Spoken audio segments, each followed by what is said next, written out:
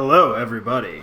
It's Wednesday, and Wednesday means puzzle games, and this week we have a very special bracket for you. So we have teamed up with PlayMagicalDrop.com and the Magical Drop Discord, which birdup, if you'd like to plug it in the chat, I know you're in there.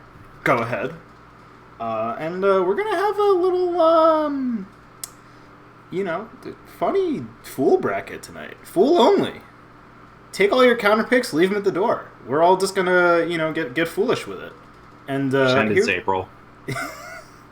It is not April, unfortunately. We'd originally thought of this as an April bit, but no. Well, in your mental headspace, it just needs to be April, okay? It's April tonight.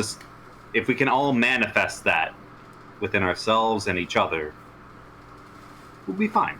Absolutely, yeah. So tonight it's a regular old Wednesday in April. You already know Juicey. He's hello. He's here with me tonight. I've also got Deka Fumo Death Cult. Hello. And Critical Effect. Maybe he stepped out. Well, he'll be back. Maybe he'll be back. Hey, anyway, buddy, say hello. Hi. Oh, there he is. Welcome back, Crit. It's April here. Good. He took a second to get into the April headspace. Exactly. Yeah, so I think that about does it for, shooting the shit pre-bracket. I think we are getting our stream matches underway. So first up, it looks like we'll have Anryyy B and yeehawmckickass, and they will be giving us our first Fool showing of the night. Well, that name was kind of raw. What was? yeehawmckickass. Yeah. That is a godlike name. That's I am a pretty fan. good name. It's a pretty good name. The name alone just makes me want him to win. Just makes me want him to shut. All right. There we go.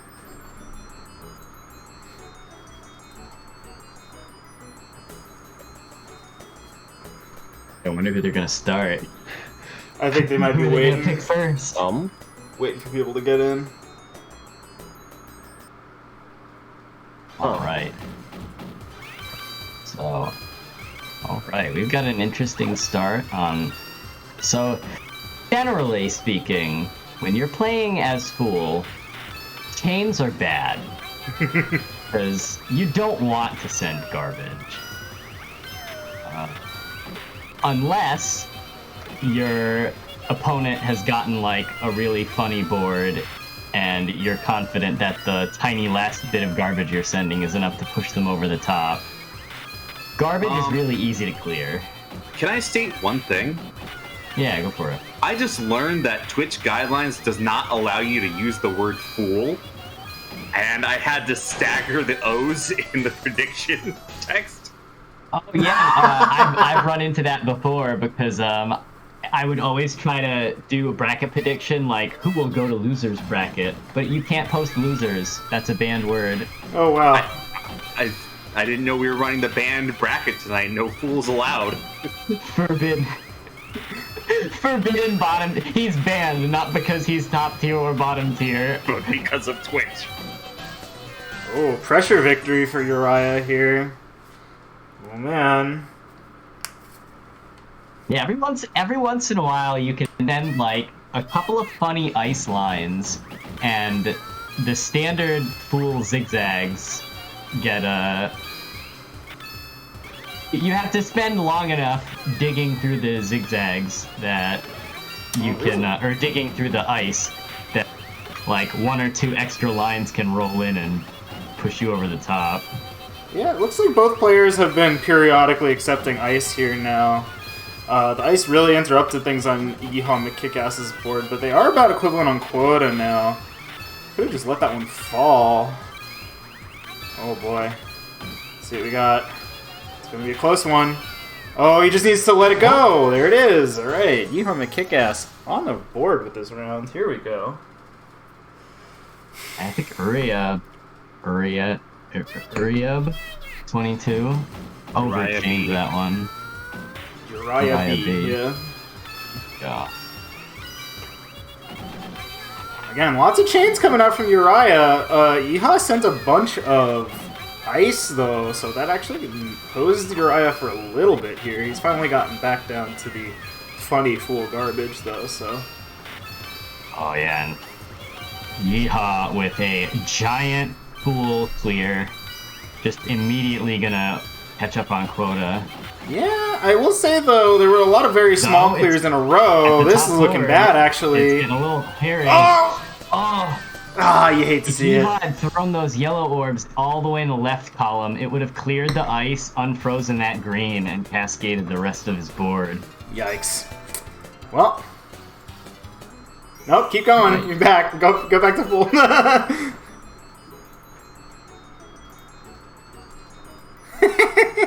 We're going to be seeing a lot of Fool tonight. People are going to get good at figuring out how to do stuff on Fool. Pick.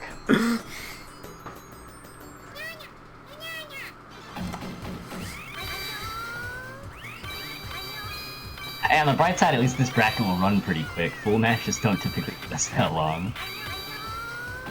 Well, at least they don't take long to go to quota, comparatively. Yeah. But they all go to quota, so it's not like when people play high tiers and kill each other in 1 second. Kinda wish you had the ability to join. I mean, you coulda. You coulda! Now, Masa Queen is busy making the back end work for us today because we have a large bracket. We have 19 people. Because everyone loves playing funny Fool mode, so... Oh, not looking great for Uriah here. It's not enough. It's gonna be close. Oh. Oh, actually, Anryyy B was a little tangled up at the top board. The ice kind of came in clutch for Yeehaw and gave enough time to get those last few links to finish quota. Yep. Because like 40 quota is not a lead. That's like a 2-chain when you're playing against. So true. Wow, Yeehaw's got a lot of stuff on the board, but he's gonna take a while to actually get it. Oh, he doesn't rearrange fast enough. Quick pressure victory for Uriah.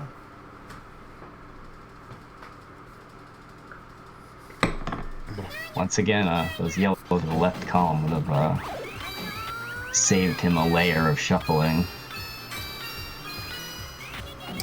So we have the all-clear orb here for Uriah. He's gonna pull it all the way up. Is he gonna try and dupe? No. I think the blue power orb might have like hurt Yeehaw more than it helped. Uriah with a humongous Doji Keshi. Doesn't even have to go to quota here. Oh boy.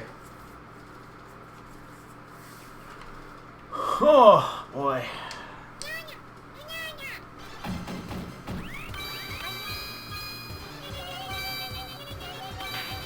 I mean, I think if anything, this, you know, playing a bunch of Fool will teach you, because like things can really just like get messed up very quickly. I think, okay, if I had to say what this might end up, you know, how this might end up being useful in other circumstances, I remember when I used to play a lot of Exchanger with Whammo, and he would basically say like, look, even if you're playing, you know, Debt Miser constantly, it is probably really helpful to figuring out how to just, like, you know, always be doing something, and just, like, you know, always have your next moves lined up and extend chains and stuff like that.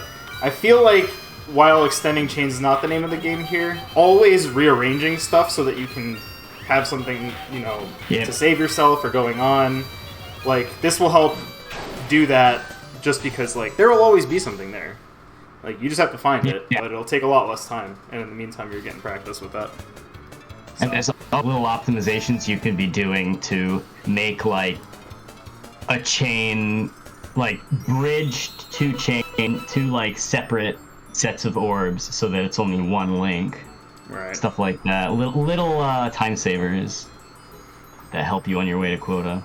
Yeah, there's actually a bunch of... Like, so if you send your opponent ice, they may actually be able to employ the ice in a very interesting way, especially on Fool, which is that if you melt ice, there is a brief moment before anything pops. In this moment, you can actually set up a second clear, and you can do a 1-chain simultaneous clear, which is basically not possible in any other circumstance. And on Fool, this means you can actually get some insane quota advantage, where otherwise, if you wanted to do like a big simultaneous clear, you might need to two-chain into it, which maybe on Fool isn't like the worst thing in the world, but like, you know, if you can do it as a one-chain, it's much better. Petition to make me turn on scan lines? Nah. What do you have against scan lines? Why bother? Nice doji. If you want to have scan lines, put them on your screen yourself. Get your CRT monitor up. I'll scan your lines. Them's fighting words.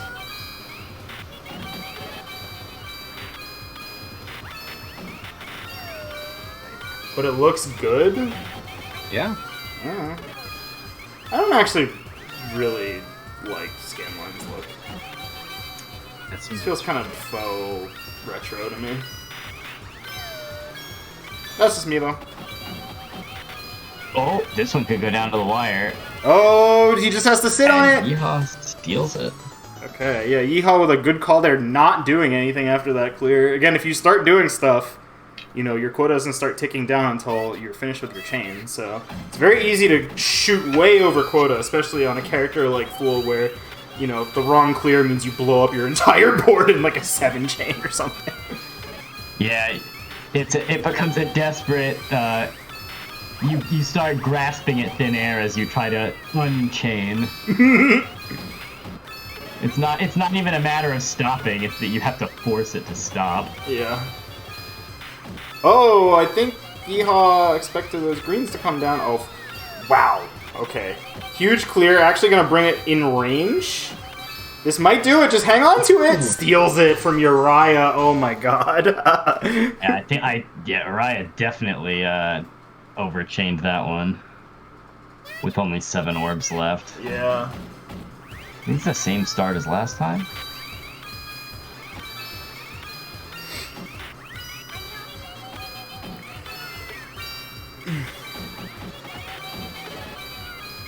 Got a little setup chain there.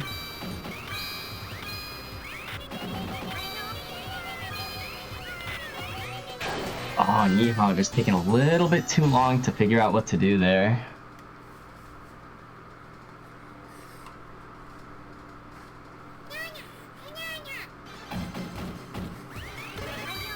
Or when the ice starts. So, I don't know if this is quite right, but I feel like starts with ice on them are more common in later rounds in a particular game. Is that true or false? I don't know how the, I'm not quite sure how the neutral table gets chosen. So Uriah has... Well, I think... Yeah, Uriah had been working through the neutral pattern there. I think Yeehaw intentionally took a whole bunch of garbage there. Oh my god, that could be really bad for Uriah. Wait, did he self-pile? Oh, I didn't see. Rare I self-pile? have no idea what happened. It looked like he did something that would have cleared, then he just died. Instant replay Oh, don't time. worry, we'll be going for a little while. Yeah, Can I confirm the self-pile. ice thing? Wait, which ice thing? The one-chain doji, or... Oh, the fact that ice starts appear late? Oh, I just feel like I never see them on first start or something like that. I don't know. The only time I see them on first start is when it's like a high tier character. Like you'll see ice starts with like Empress and World and Tower and that's lot. Based Wednesday. You know. I feel like ice starts are really common on Hanged Man too. Fair. Okay, again the chains are coming out. Uriah gonna take these blues. Oh, chaining down really hard. I think Uriah may be going for the can't get any wetter tactic here. Which is to say, once you've already maxed out the attack level, you can chain as long as you want, because it's not going to add more, you know, more lines of garbage. And I believe the highest level attack for Fool actually has like 4 consecutive lines of ice. And so that can actually be pretty dangerous. You want to know what that looks like? Go look at my attack calculator. Ooh, If you want any last minute tips for how to play this matchup, you can read my article. Oh yeah, true. Fool A lot of is good one of content, my folks. go-tos. We're all about content here. It's a good world for content right now. Ooh, Uriah bridging the yellows so you can take those all at once. Maybe a little bit ahead in quota. Oh, doesn't even need it. That's it, 3-1. Okay, Uriah will be moving on. Whew. Yeah, Yeehaw, unfortunately, kind of moving orbs in the wrong direction, making it hard to match the squiggly lines without breaking them in half. Looks like Vestita will not be in the tournament. That is unfortunate, but... Well, it looks like whoever is winning our next match then will be getting a free buy to Winners Round 3. Wow. So, you hate to see it, but also you love to be part of that bracket. Yeah, yep. Oh, look who finally found their Magical Drop 3 card. I know, I had to look in a different box. It happens. Yeah. Anyway, who do we have up next? I believe we have Darts, and who's Darts playing? What shark? Whale shark noise. Right.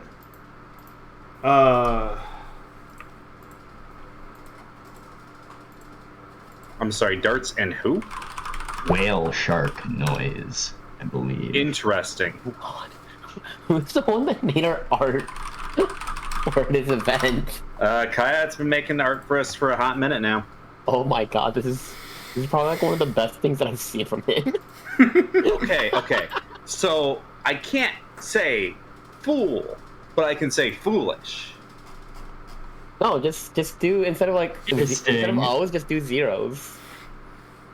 I mean, I have plans for the later predictions, but I earnestly wanted to see if foolish would make the difference, and it did. That's very silly. It is. But then again, Twitch is a very silly website, so I can't be surprised.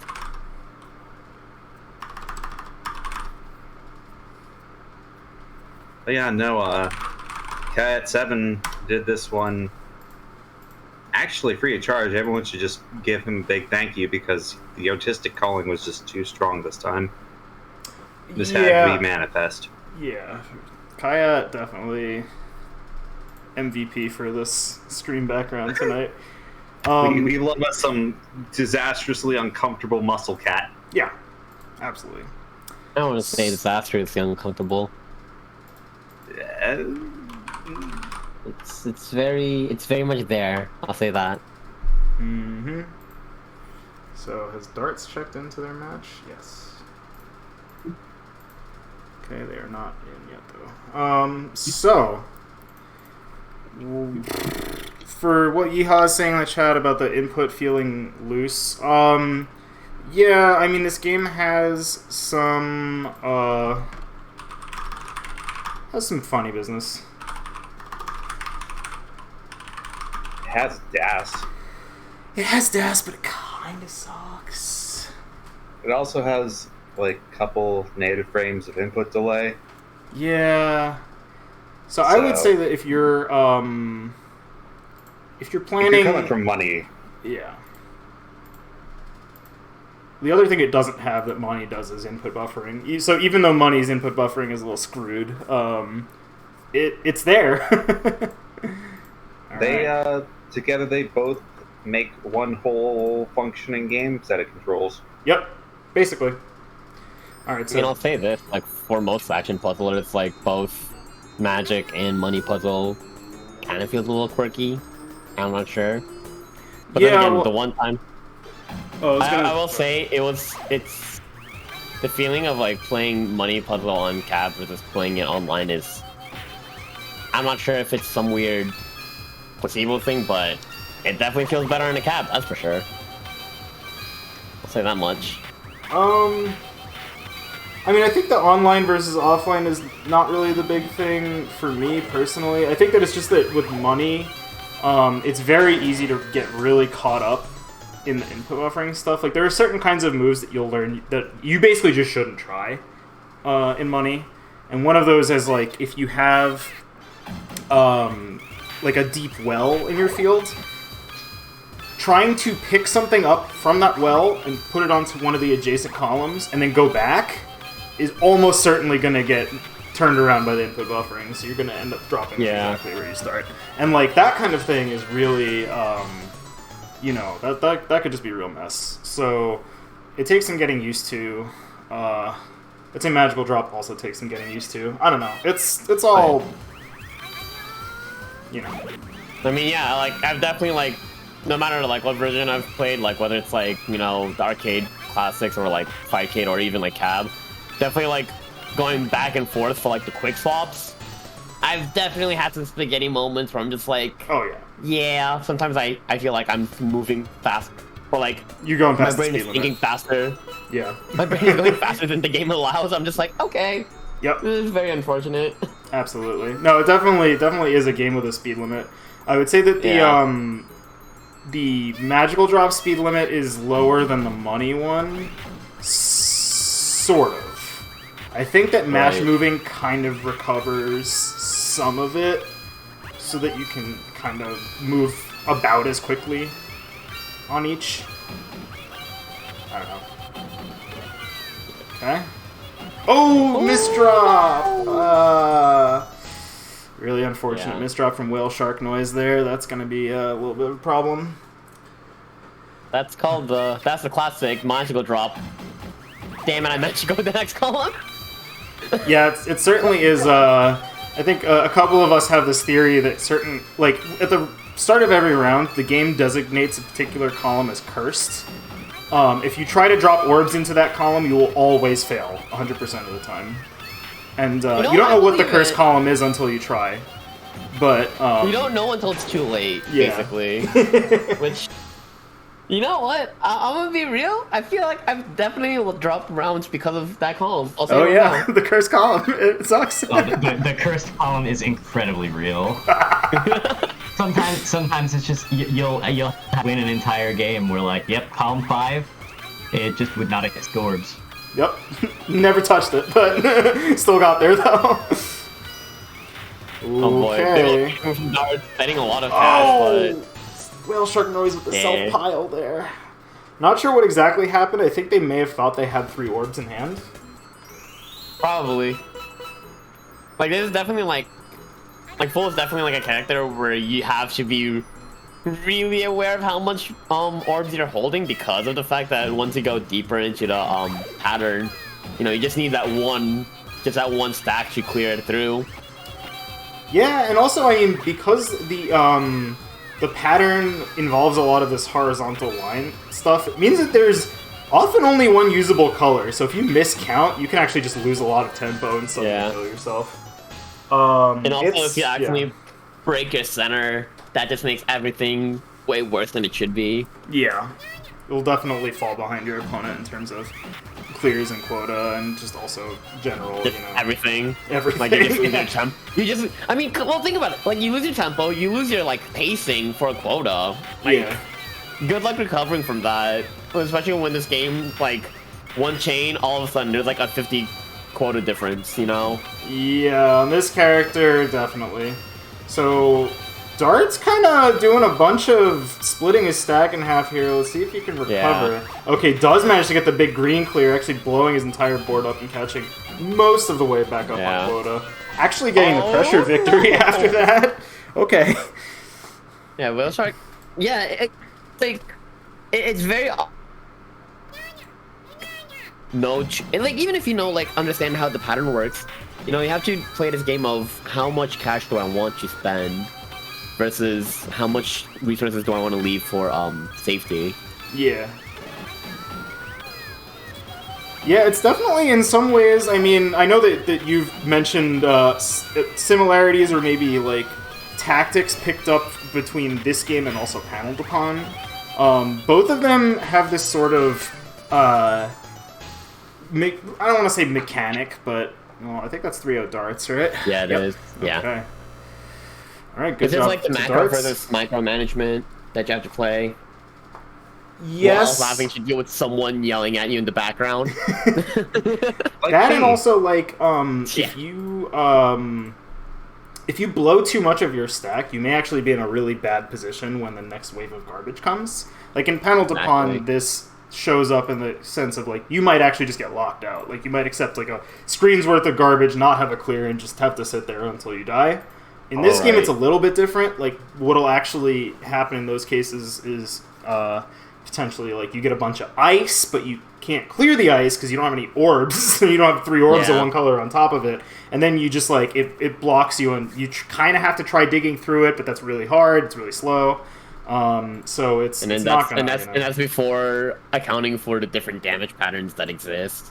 Yeah. You know? guys, I accidentally realized I entered Dart's name with a Z, and then I realized I only did that because I had Yu-Gi-Oh! Pillar on the brain.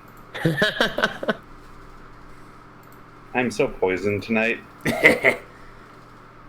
Alright, we'll be moving on to winners round 2. I believe our next match is going to be...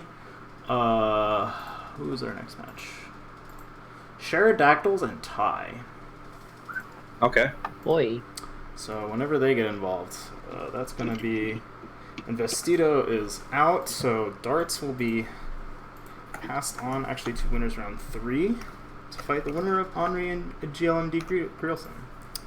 So it's pretty good time.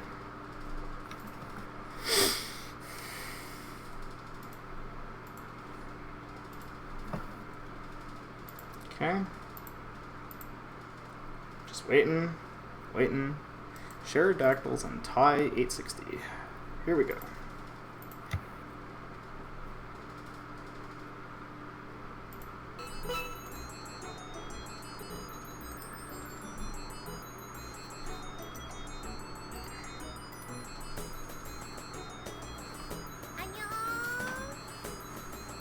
So Sheridactyls, I think, is probably the best player in the Bay Area. Ty is a tri-stater. So yeah, I don't know if Sheridan plays a ton outside of like tournament settings. But I know that they hosted Genesis 8 bracket recently, and that was a good time. I think Sheridan got second in that one. First was taken by birdup, who went out just to make sure nobody would get points. So, ouch! Oh, you hate to see it.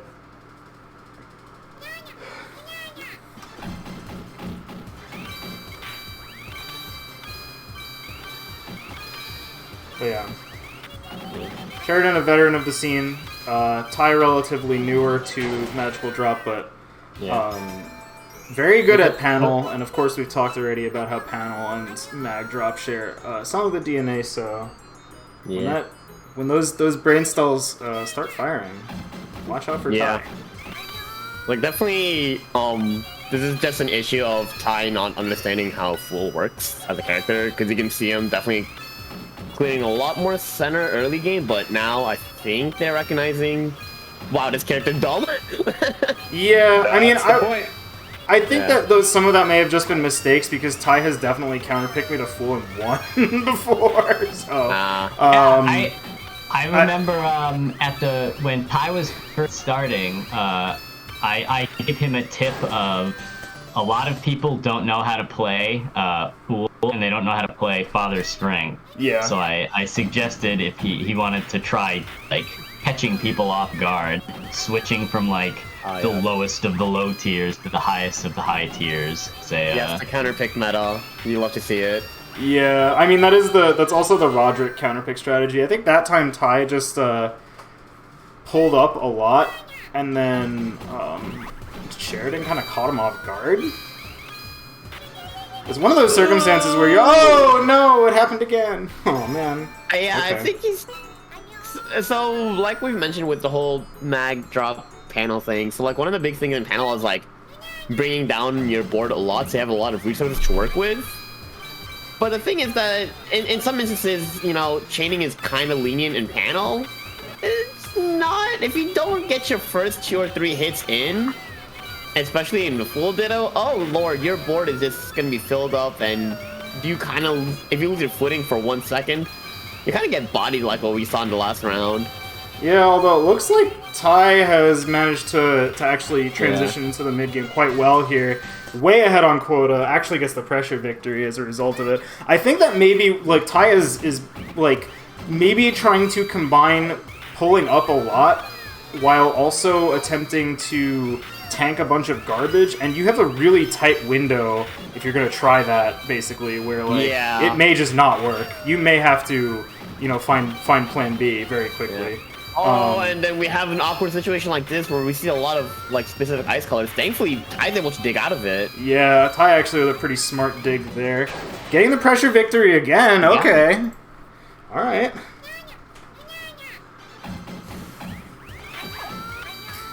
Everyone ignore Amelia. I can do that. Thanks.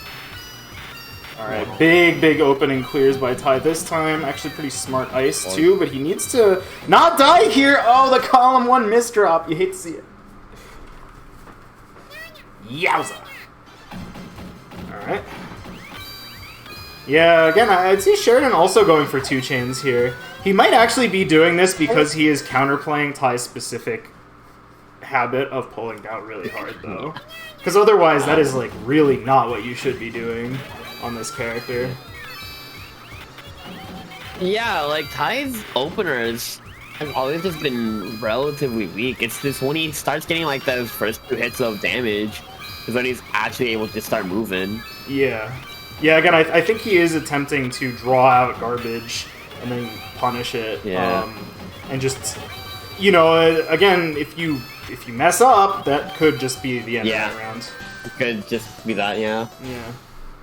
Whew. The idea is there. Fast one. Just 3-0. Yeah. Okay. Interesting showing, though. Pretty... I mean, the idea is definitely there. It's just, when you get hit like that, it's just kind of awkward because you're losing out on a lot of tempo in this match. Yeah. Because it's very weighted towards a quota victory rather than a pure damage pressure victory. Yep. But ooh, wow, we got a little potato quality on the stream right now. Yeah. That's funny. Yeah. Oh no, Amelia's making funny jokes. He's doing her jokes.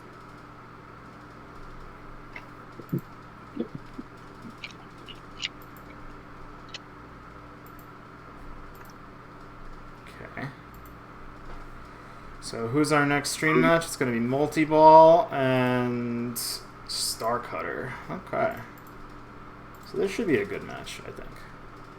Oh, maybe it's just a... Okay, yeah, it is just a funny... My browser's doing funny shit. Okay, whatever. That's fine. Okay.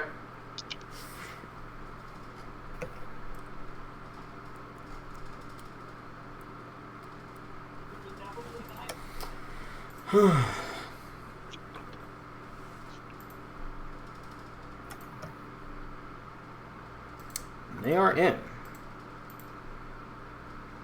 It's fine, man. I mean, this is the funny meme bracket. Yeah. It happens, but it's also just for funs. Yeah.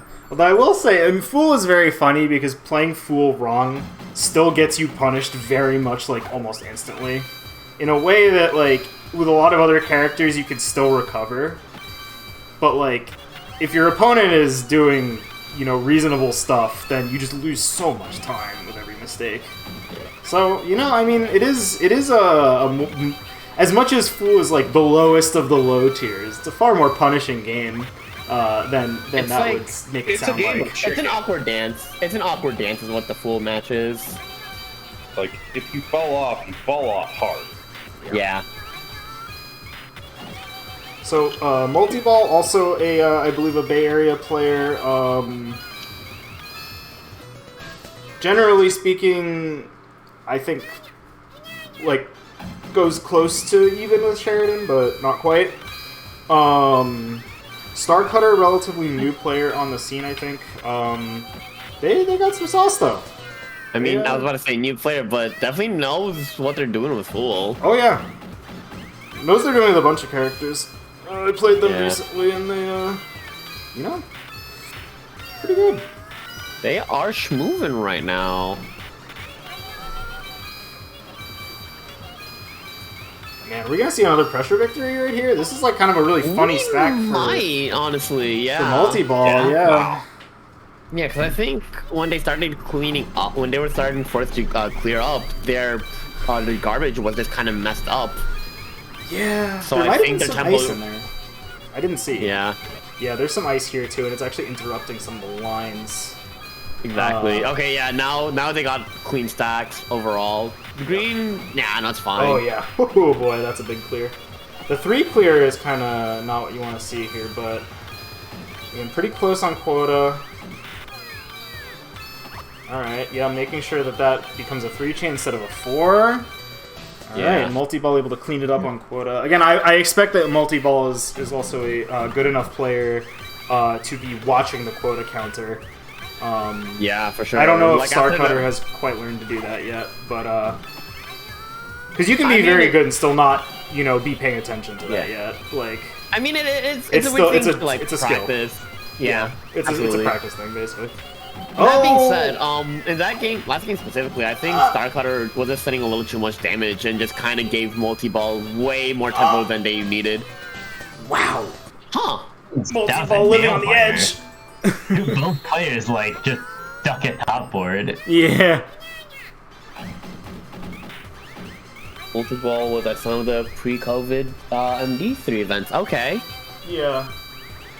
Yeah, Multiball took, I believe, 3rd in the Genesis 8 Medical Drop event. That's a self-pile misdrop. That's very unfortunate. I believe you hate to see it. Yeah.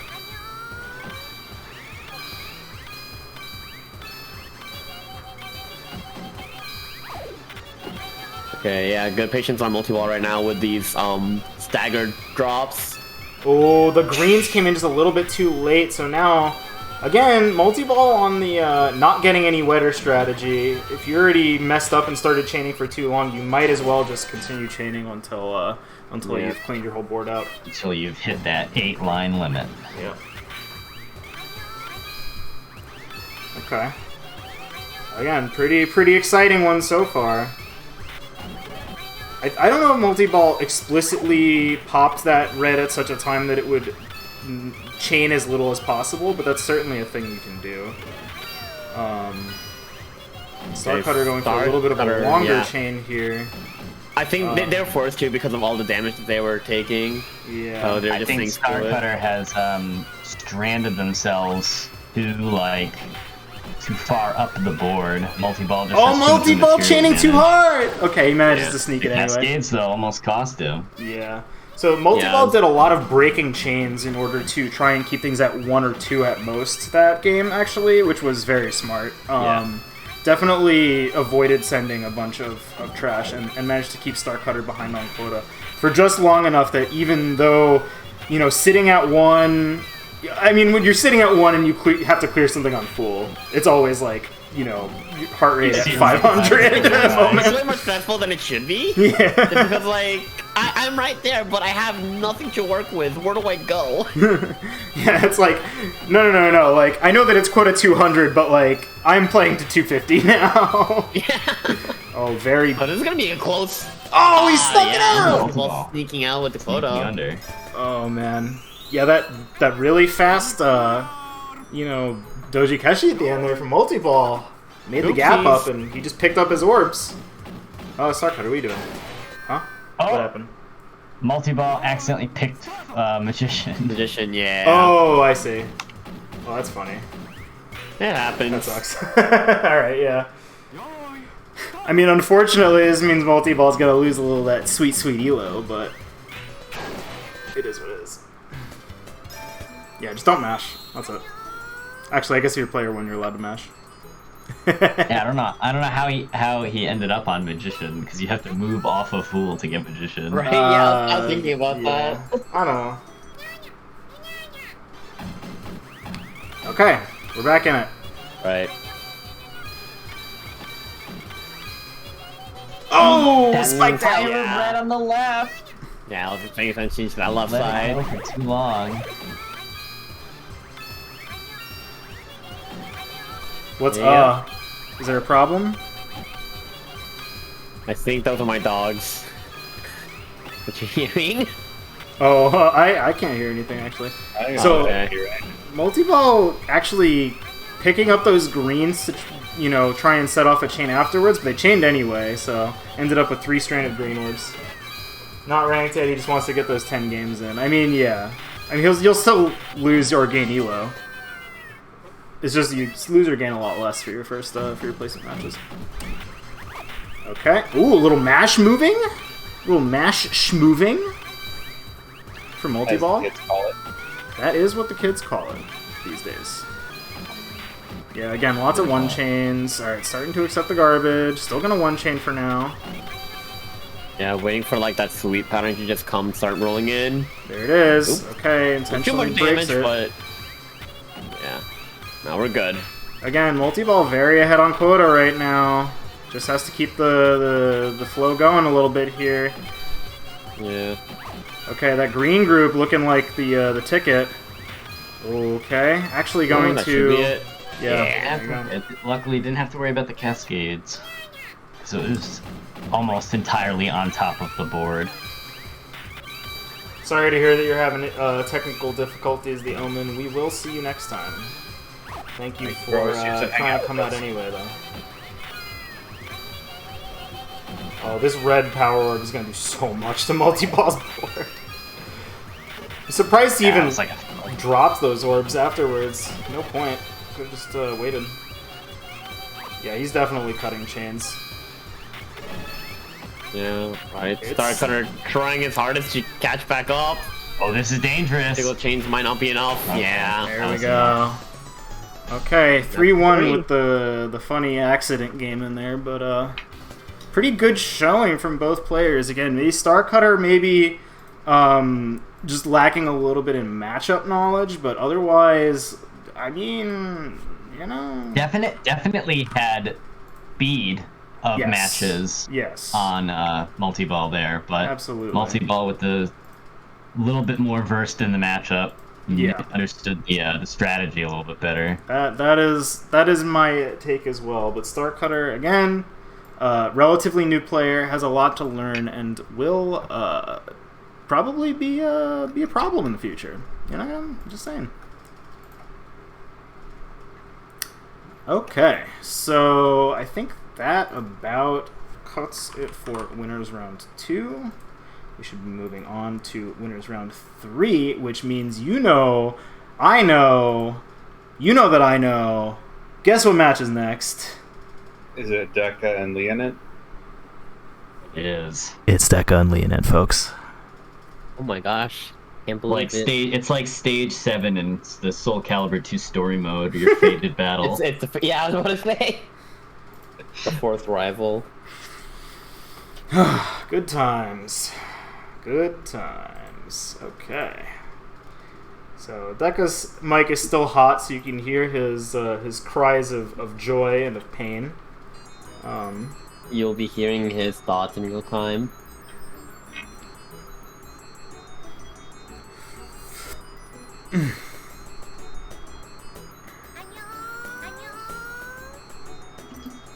Again, look at the ratings on these two, very evenly matched. This is almost certainly just going to be a straight up, like, who knows how to play Fool better.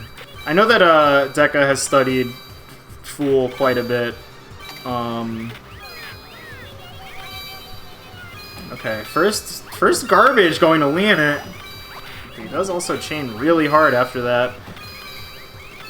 Oh, but there's some ice in there. That's actually going to be problematic. Misses column 3 with that blue. I was about to say the right side on Deka's board is looking a little too dangerous for my liking.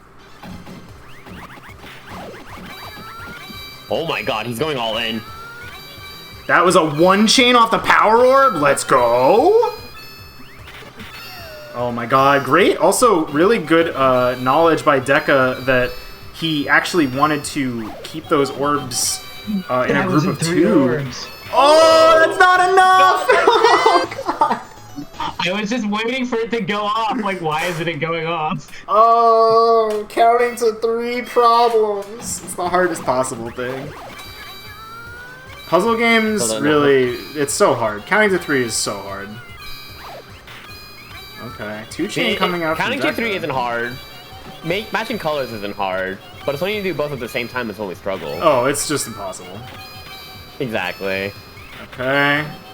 Again, the same thing that happened to, they caught Multiball out before with Deka. Those greens sort of matching on their own there, and I think that's because the green group is actually at the edge of the garbage pattern, and that means that it has this really interesting property where it doubles back on itself. Like, it's not just a straight zigzag across the board, it actually comes back and then weaves around a little. Right. So if you clear around it, I think it actually does just self-clear basically no matter what you do. You may have to be a little bit more careful. But Deka, again, noticing that at the end there, he was within shot on quota close enough that he could basically just not worry about sending garbage anymore. Just takes the 6 chain, and that's going to be that. Okay. Second potential look a little weird with the colors right now. Definitely workable, but unfortunately, Leonant's squeaking in last second. Yep.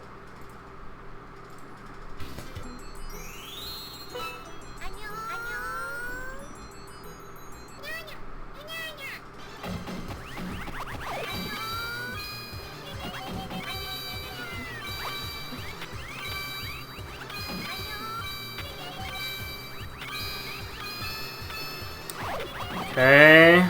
Alright, here comes the big swing. Deka trying to figure out when the best time to pop this red power orb is. Yeah. Okay, he doesn't have to get all the yellows. Yeah, oh, the triple doji! His left side is looking a little weird, but now, again, a lot of pressure coming in. Overchained. Oh, yeah. I was too worried about dying to look at the counter. Yeah. Yeah, forced to play survival at that point. 24, not a great place to be when you're that high on the board, though. You do need to basically continuously chain until you get there. If you let up, you might just die. Even on full. Yeah. Okay. Oh no. We got some awkward colors for Deka's board. Quick movement to get out of it, though. Leonant's still kind of playing a regular old game here. Okay, takes the big doji, but does 3 chains, so Deka's going to be looking at that garbage, and his eyes just became the size of dinner plates. Big old chain, and big old chain gonna work in his favor.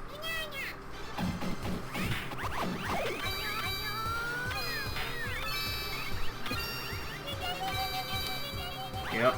Intentionally cutting that chain. Leonant's board getting a little messy here. Okay, he does chain down, but that could actually be a problem, because Deka's board is very ready to accept that. Yeah. Yeah, again with those greens, can't stop him from chaining, really. It's tough. Honestly, I like the pace that Deka was going at, you know, with his staggered colors. It kind of helps him a lot, because now he's able to do big hits, but still able to cut the chain down, so he's able to have quota more in the mind, easier to react to, look at the. It's easier to think about quota in that scenario rather than just going for big old chains, being like, survival. How much do I need left? You know what I mean? Yep. Alright, gonna do a little bit of. The all clear orb only clears 3. That's gonna be a tempo loss, if you ask me. There you go. Leonant will take that one on quota. I think Deka was probably close, but not quite there with that last chain, all accounted for. So, if it's possible that the funny red power orb clear there actually lost in that game. Yeah. Again, misplays like that, not good. They're hard to see, too. That's the other thing. Is like, that power orb didn't actually clear until so far into that chain that it would have taken, like, you know, a humongous, like, Einstein brain to actually figure out that that was going to happen. Oh, it's too slow. Right. No. Uh-oh. Oh, no. gets caught! doesn't. The blues were on the way down. You could see him bouncing off the stack, but just didn't get there yet. Yeah. Unfortunate. All right.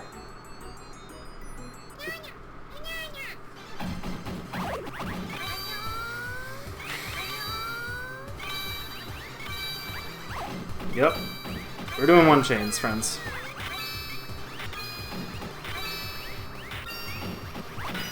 Alright. Okay. Going for the full 5 chain. Why not? Not getting any wetter. Quota. I mean, it sent ice, actually. That could be a problem for Leonant. Uh-oh. Well, it made that a problem for Deka, actually. The blue, that one blue orb in column 7 did not have a home. And then I think there may have been a misdrop or something like that in there. Definitely try to fumble around greens to open up blues as an option on Deka's side. I think that particular reroute came too late. Oh no! Oh no! Pretty sure a tournament doesn't count unless these two play. It's true. It's correct. That is correct.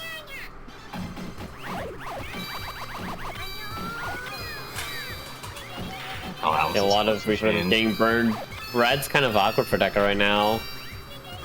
I think Deka may have done that start as if you were playing not Fool. Okay, we get the greens now. Ooh, Again, Leonant's board kind of not that great looking. Yeah. Doesn't matter if he wins on pressure, and that is a 3-0. I played that at the end. Tragedy. Leonant again, I mean, yeah. Leonant is a player who, I mean, he's already quite good. Yeah, you know, say Leonant. He's kind placed of raw at the game. Yeah, he's a B rank. He's placed well in a lot of tournaments. I think what we were discussing before is that the big factor that powers Leonant in places like this is that he doesn't seem to get nervous. He just does his thing in tournament and then he wins games. And he's never never playing shaky. He's never got those yips. He's just hanging the hell out. He's just making it work. Love to see it. Oh yeah. Okay, so we will be going to the other side now. We will be watching Anryyy and darts. So darts we already saw on stream. Needs no introduction now. Anryyy, I don't know if Anryyy has played in... I don't think he's played in a Puzzle Wednesday tournament. I know he's a local here, actually. Wow. So he's, we'll probably see him on Monday.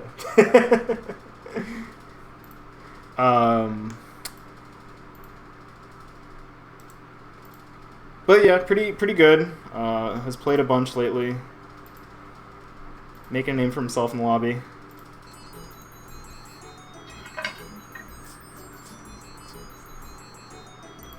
So we'll see how it goes. Yeah, so as far as input delay is concerned, one thing that may help you out with this is if you go into the Fightcade settings, there's an option called smoothing input lag. If you set that to 0, that should help a lot for games like this, because having a lot more rollbacks isn't really, like, it really doesn't matter, because you're not going to spend a lot of time looking at your opponent's board. But it also means that even if your opponent is literally on the other side of planet Earth, you're not going to have a lot of input delay. So, like, I used to play a lot of Exchanger with Rune. Runispism lives in Australia, and he and I would be very sad about the input delay, and then when we finally turned this option on, the game became playable. Darts swinging first with the quota. Yeah, snuck in with a huge clear at the end. Hey Deka, Yeah? can you go play your match really quick? I have another match? Oh, yeah. Yep, Moss just called it. Anyway, thanks, buddy. Ooh, Dart's kind of stuck here, actually. He's going to have to find a way to set these reds off. That's not going to do a ton. Unfortunately, there's going to be a red line, yeah, on the right side. It's actually going to break his stack in half. That's not what you want to see. Yeah, I was about to say, I feel like even with the all-clear reds, I think Darts definitely could have had it, but I think he actually just held a color that he wasn't expecting to use. So yeah, I mean, there just wasn't a lot of red on the board. Way worse than it should be. Yeah. If Darts had waited for more red to roll in, that may have ended up a lot better. Like here, this red is actually just a pure tempo loss, yeah. Yeah, Anryy's gonna get a lot better out of this. Okay. I mean, that being said, Quota's still relatively close, but Darts' downstacking is just a little bit on the weak side right now. Yeah, couldn't get through the pressure. Yeah. Look, as long as you had fun playing in this game, that's all that matters. Yeah. It's a silly. It's already silly enough that we're playing fools. Only, yeah. As long as you have fun, that's all that we care about. Yeah. You know? I mean, yeah, we don't run these tournaments for prizes. We don't run them for like talking shit, whatever. Yeah. We love when people. You can talk shit about it afterwards, but. Yeah. I just mean like it's the kind of thing where like. You know, we do like to see people get interested in a game and get good at it, right? Because I mean, that's that's how we build a community of enthusiasts around puzzle games. But you know, at the end of the day, if you're just having a good time with it and you just think like, yeah, you know, whatever, I'm not doing anything on Wednesday, I'll just fucking slam some buttons and drop some orbs. Then you know what? That's great too. Look, think of it like this: if you ever go to a major and then you see this cabinet. That just means that you're ready to just run some money, just like run matches, and absolutely ruin someone's day. Because, oh lord, it's really funny when that happens. That is also true. You wouldn't have any particular feelings towards that, would you, Gabe? No, not at all. Uh-oh. Did you run into Jaywong at this or something like that? No, it's more Gabe might be, you know, regionals or majors magical drop bully. Ah, right, I see. Look. All I'm just saying is I was playing my favorite game. Hey, that's nothing wrong with that, Mr. Bully. That's all I'm gonna say. I was playing my favorite game. Yeah. Odds are, if you've heard of Magical Drop, you're better than anybody else at like an anime convention or a miscellaneous fighting game tournament. Yeah. Okay, I was wondering if Anryyy was going to do some funny duping, but doesn't look like it. Pretty smart clear down here. The ice is going to interrupt everything, though. Okay, gonna find the reds, or just win on pressure. Doesn't need it. Yeah, I was about to say. Again, the rounds have been pretty close, though. Dart's keeping up on quota quite well when they are, you know, even when they lose on pressure, so... I mean, having a 10 quota difference when you die... from pressure, it's showing that you know how to keep your tempo. It's just when you're in like the last like latter half or the latter quarter of your board, you know, it's all about like the snap decisions. Oh my god, that clear got 70 off the quota for Darts. Yeah, that's just fool gaming. Oh my god. Wait a minute. Oh, but we're not up and pass. No. Oh, there was a way down, but it was in the middle. Oh god, that hurts. The greens might have kept Darts alive enough to maybe, you know, fumble around for the yellow clear, but again, that's what I'm saying though. Like when you're at these, you know, despite all the pressure deaths, it just comes down to is Darts keeping tempo, and if he's not really keeping tempo, is he struggling in like the last snaps or snap reactions? Yeah. That's part of it. Anryyy getting iced out there, actually. Unable to find it clear because there's a couple ice rows interrupting. We get the ice start because it's round 5. It's because it's round 5. And that's the rule. I don't know if that's the rule. I believe it. I'm just going to make this into the fanon now. If you repeat lies enough, they become real. That's all I'll say about that. Stop it. Look, you can put it in the Wikipedia and no one will challenge you on it. It's so true. Why are you ruining my website? Also, mother of ice. Yeah, Dr. Board is looking a little weird. And Anryyy, yeah, there's gonna be a battle of the big chains. Oh my god, they're both so close! Oh, what the? Fight kid, please! What the fight, kid? Man, the bees couldn't stop Anryyy from taking that one home. Ooh, shit. Hello, Chikaku, welcome. Oh my god, that was some stuff. Yeah, the bees really came in there at the end, just to give us a little freeze frame.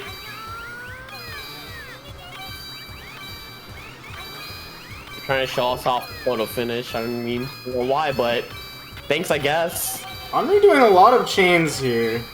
Not entirely sure what that's all about, but okay. Now they're getting down to the garbage. This is gonna basically all clear their board. Yeah, this is some awkward routing coming out from Darts' side. Gonna get killed on pressure again. Yeah. Yeah, I I have to, like. Ooh, sorry, go on. Yeah, I was about to say, like, if you're gonna commit to a color clear when you're playing as full, like, you gotta let those colors just come all the way down so that you're not accidentally splitting and having to play this weird, awkward cleanup game midway through you. Because that's just losing yourself a lot of time in tempo. Oh yeah, absolutely. And also, just I think it's worth noting here that while Anryyy appears to be like a more technical player, I think also their decisions about sending garbage in the early game are one of the reasons why Darts is keeping up so well. Yeah. So sure. it feels like there's maybe like a, you know, again, I mean, as Deka said earlier when he was talking to Ty early on, oh, snuck underneath with the 3. Right? Oh. Play like Fool is, when you play as Fool, you play a very different game than any other character, except Devil, obviously, because they're the same guy. But it's just, in terms of like your normal, you know, ideas about what makes good pressure, your normal game plan, all that stuff it's kind of not the same. You have to be able to account for that. Oh, this is going to be awkward. Okay, he does find the yellow. He actually turns it into a Doji Keshi. That's fine. Darts actually looking very close here. Ooh, yeah, I was about to say those yellows. Pressure. Yeah, the yellows just had nowhere to go for Anryyy, so just kind of had to hold that L. Yep. Laurentius in chat, welcome. Yeah, again, I mean, that's the thing, like, there are times when Fool's pattern is deceptively dangerous, and one of them is when you have a, you know, orbs, like, stranded on the top of your board, and underneath that is just a solid line of a color that you can't do anything with. Because then it means you have to rearrange to get anything. I think that, in particular, one game that has similar situations that it reminds me a lot of is Landmaker, which is a game where it's kind of like Puzzle Bobble, but like you build structures, like large structures of the same color. But if you build really large structures, then you actually end up in a situation. Wow, the 1 quota, even with the orbs at the end that slowed the clear down, still manages to get there. Whew, boy. Jesus. Alright. What happened to the Landmaker? So, yes, Landmaker. In Landmaker, you can run into a similar set of situations where you have, like, a lot of one color on the top of your board. And then when you have any other color that you want to try and use, you just can't, it has nowhere to go. There's just nothing to do with it. So, in, like, Fool's pattern, like, generally you probably won't run into this. But if you mess up, or maybe you get some funny ice, that might cause something like that, then you very well could. And then at that point, you may simply perish. And you feel really bad about it because Fool is supposed to be, ooh, super low tier. But, again, it happens. Like, Fool's pattern is not dangerous, and then suddenly it's very dangerous in some situations.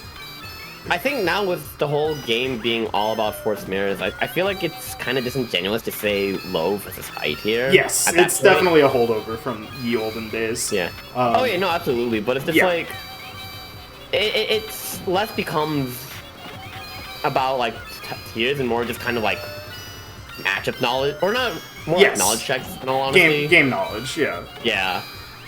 It's game knowledge and just matchup preference, really. Yeah. Also, Fool is top tier. Big Fight me. quota win from Anryyy.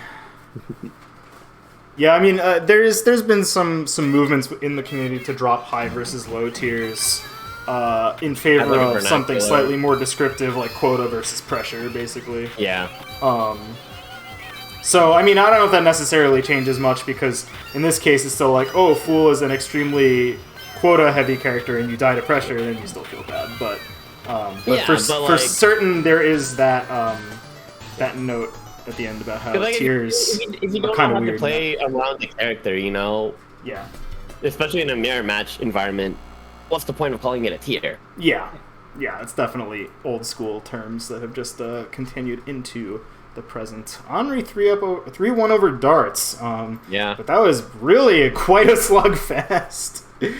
Absolutely. Again, Ooh, I think boy. it's just that, you know, darts just kind of flubbing towards the more scrap part of like mid-late game, where it's just a bunch of snap reactions. Yeah. And if you just either not ready for it or just don't have like the mental for it, you're just gonna get blown up in those scenarios. Yeah, absolutely.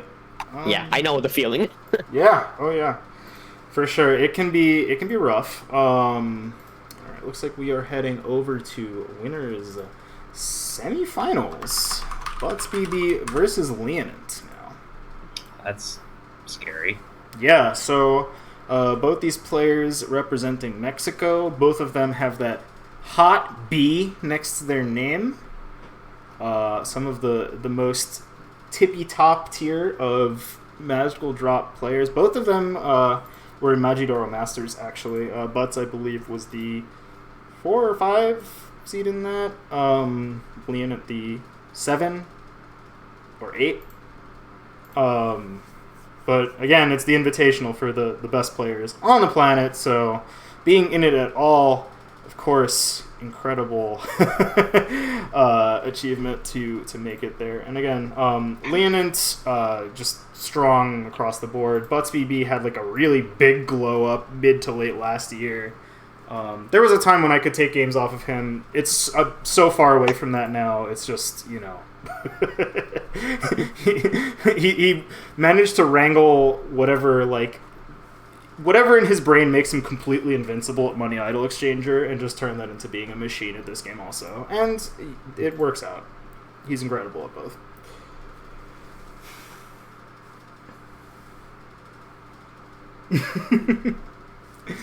All right. So we will be waiting for that. Looks like Lena has checked in. Looks like Butz has not. Yeah, I look forward to seeing a bunch of these names in future tournaments, though. I think both Anryyy and Darts put on quite a show there, and I hope to see them playing other characters in future Magical Drop brackets. Because I think that would be just peachy. Alright, Leonant asking Butz where he is. Oh. We're in game. We're in the game. We got game open now. We're all good. Everything's good. Everything's fine.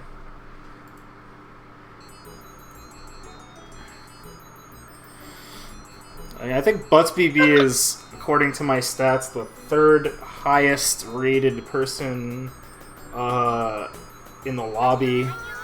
Only the Argentinian monsters, Wampa and Rudolph, outrank him.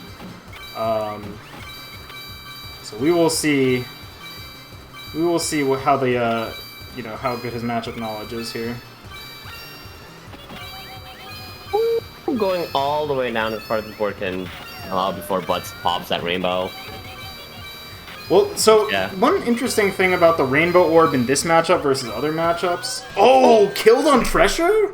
Messed up with the blue I think orbs? somehow he went into column 2 and then fell back into column 1. Yeah, I think he thought he dropped the orbs and just didn't.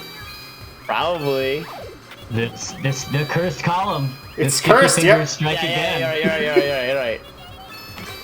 It wasn't Butz's fault. Oh, Leonant! Oh my god, With the what the misdrop. hell? Ah, everyone's Dropping misdropping. Leonant there. I mean, it might just be that, again, everyone's trying to play over the speed limit, because this is, you know, this is the point in the game when you're playing people who are, you know, so good that if you're not putting in every ounce, you're gonna fall behind.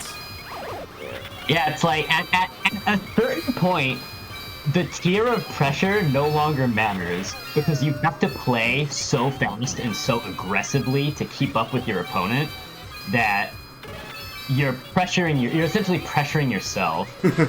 In some respects.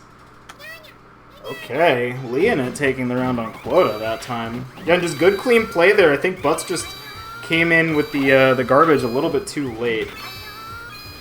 Oh yeah, I was gonna mention something about power orbs on this matchup. So in a lot of other matchups, in a lot of other matchups involving quota characters, blowing your power orbs late is not necessarily such a good idea because they don't affect like the whole board, right? If the pattern is kind of spiky, like it's got a center pillar or something like a lot of the quota characters do, then sort of the effectiveness will be reduced because of that. You know, it's like there will be areas on the sides that just have nothing. But on Fool, Devil, Lovers, Hanged Man, this pattern actually kind of, you know, it's not true really. I think Butz actually got caught off guard by the fact that that there was no chain after that power orb. Usually you can count on a bunch of chaos, but that time it just was not possible. Yeah, just an awkward misdrop coming in from Butz. Oh, these greens are kind of awkward from Leonant, so decent pivot around, but now his board is really awkward to work around.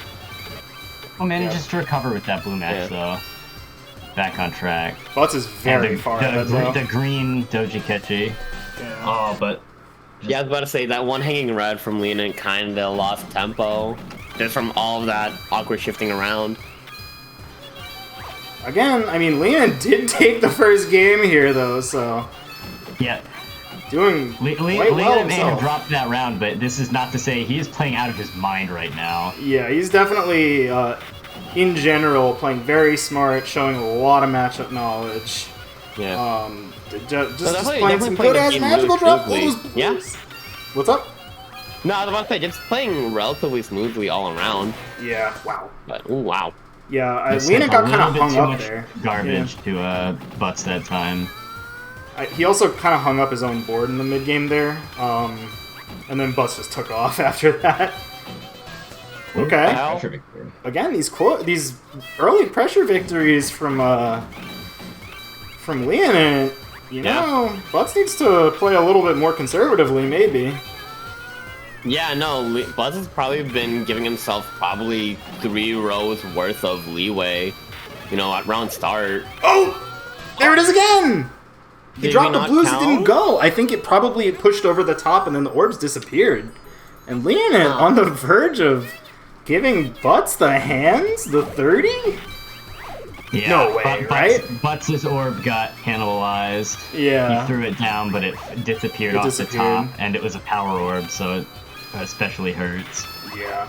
Yeah, there is a very funny quirk in this game where, for example, in Exchanger, if you drop orbs on top of something that clears, but they don't clear themselves immediately, then you end up in a situation called a self-pile. In this game, that usually kills you, but there's circumstances where you actually just, the orbs just disappear. They just go away. Yeah, if you throw a match into, like, if you're about to die, and you throw a match into a column, or into a row, or a column as it pushes into the last row, your orbs will just disappear. Yeah, there you go. That's what happened to Butz. Annoyingly consistent. Yeah. so you do have to be conscious of it. Oh!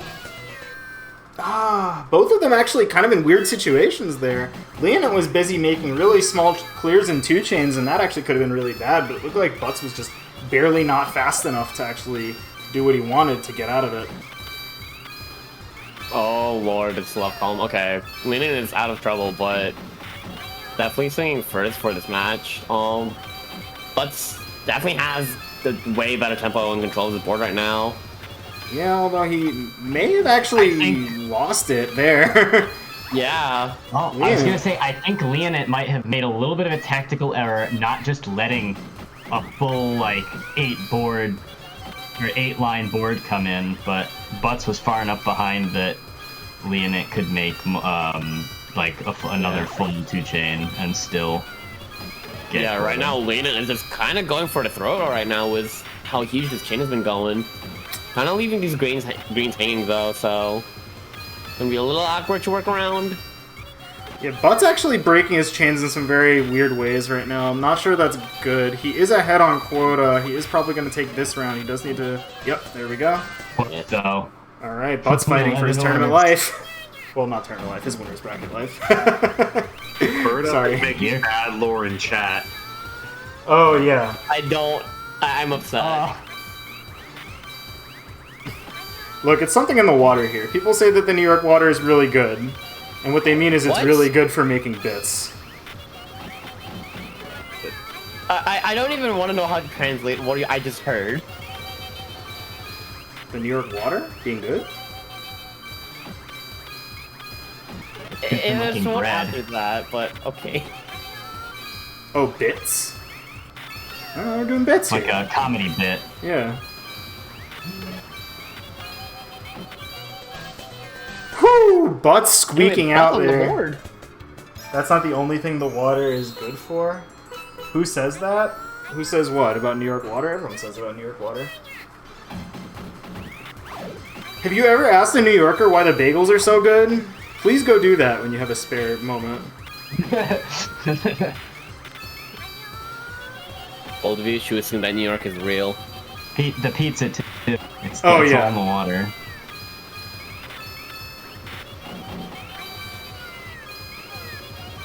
Ooh, these blues are kind of looking weird for me, but But's pulling out ahead like a maniac right now. Yeah, Butz is, I think, managed to get his handle back on his... What the hell? Oh!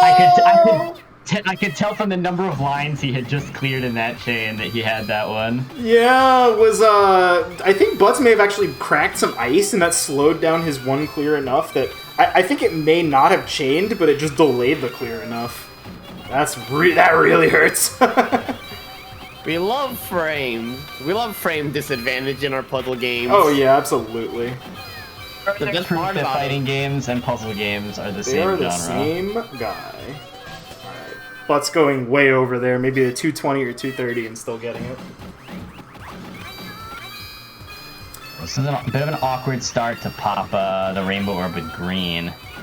But oh, Butz! What are you doing? Oh, he could have bridged the gap, maybe. Okay, he's in a bit of a weird spot, too. Leonant, who... I was gonna say Leonant, who pulled up a lot less, was maybe in less trouble, but that Spire on the right side certainly does not spell less trouble in this game, that's for sure. Oh, boy.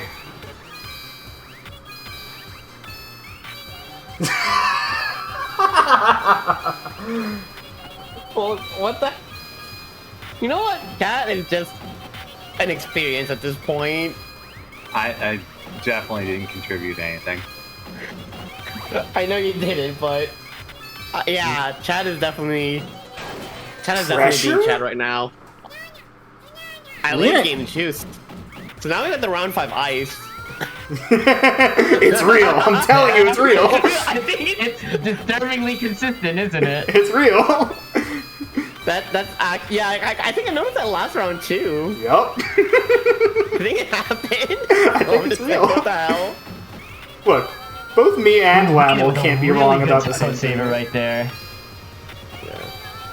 Oh god, Quota's super close right now, but Leonant with the big swing right in front of him. Oh, yeah, Leonant definitely ahead on tempo here. Leonant should have let more lines come in. I think he's still fine. I think it's fine. Just needs one clear.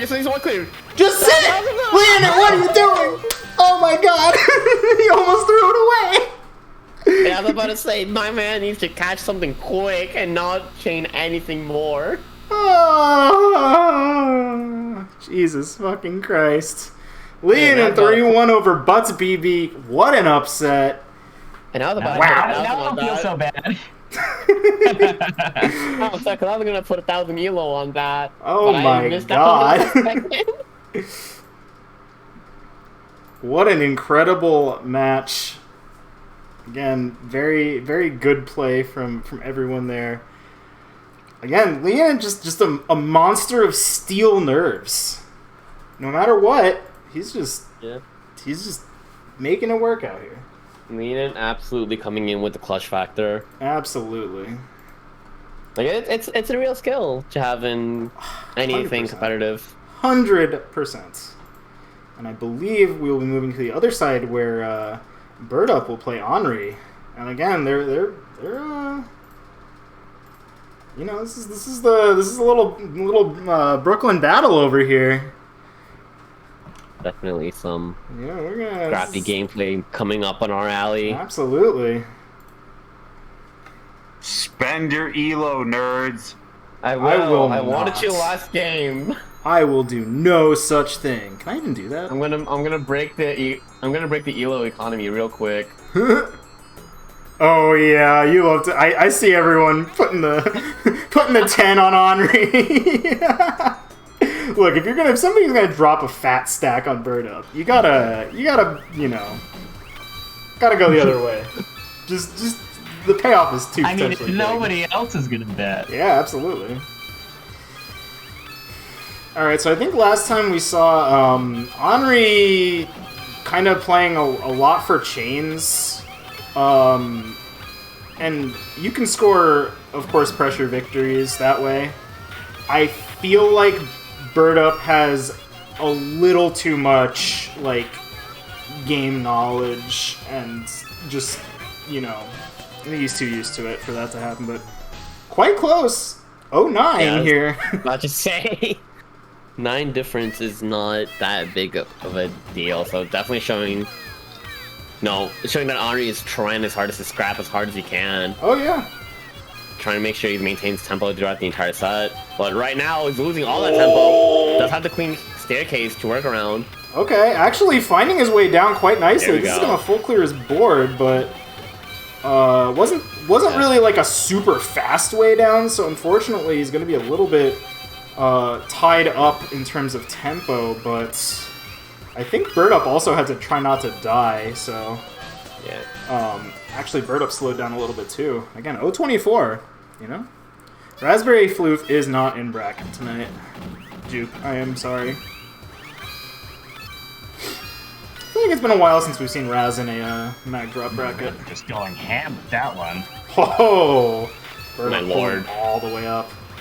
So actually another parallel with panel is when you have an all-clear orb, you do actually have the potential to employ something like the high stack defense in panel. Anryyy just overflowing with orbs there. You bet the 8,000 on me. You're gonna... Yeah, alright. Actually, I mean, if all these people are counter betting, you might just take it home. We'll see. What was I gonna say? Oh my god, birdup! Chaining for 10 years! birdup had a chance to get a zero chain with the power orb and decided to pull up instead. Oh Lord, there's gonna be big damage from Anryyy if he can get this clear to come quick. No, that's it. No, she's not quite wow, enough. 16 a little bit though. too far from the end. And given how far ahead birdup was after that one massive ring, freaking Sin no ass clear he did, whoo, that's pretty spicy result for that one. Again, Anryyy, definitely a player to watch out for in the future in all sorts of ways. Ooh, The state of New York MagicalDrop is looking fine. You know what I mean? It's gonna be a preview of between birdup playing Anryyy, and I believe if I play the loser of this, it'll be a preview of next Monday. A quota victory for Hey, Anryyy there. we can buy. Yeah, that The tower on the differential. left. Yeah, that tower on the left looking a little dangerous at the end of the game, but you don't have to worry about it at all if you simply end the game before it hits the top of your board. Oh, the ice!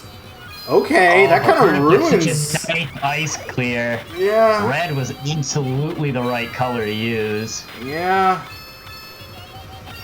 Yeah, it looked like it kind of hosed his board for a little bit there because of how much ice there was, but honestly, it's got quite the tempo advantage off of it. Overchaining a little bit. Yep. But not enough time for Anryyy to sneak under. Okay, so now we're probably going to see, yep, pull all the way up. Anryyy definitely employing the can't possibly get wetter strat. Yeah, it might work. I mean, this is going to actually, yeah. Pretty short chain, too. That's actually probably the best circumstance there. Oh, but now we're a little bit hosed until we can figure out a way to... Okay, alright, okay. Now we're coming into the end game here. No, Anryyy, you just had to stop! Oh boy, Anryyy did not need to continue chaining there. I don't know if it would have beat out birdup's clear, but that was certainly incredibly close coming into the end.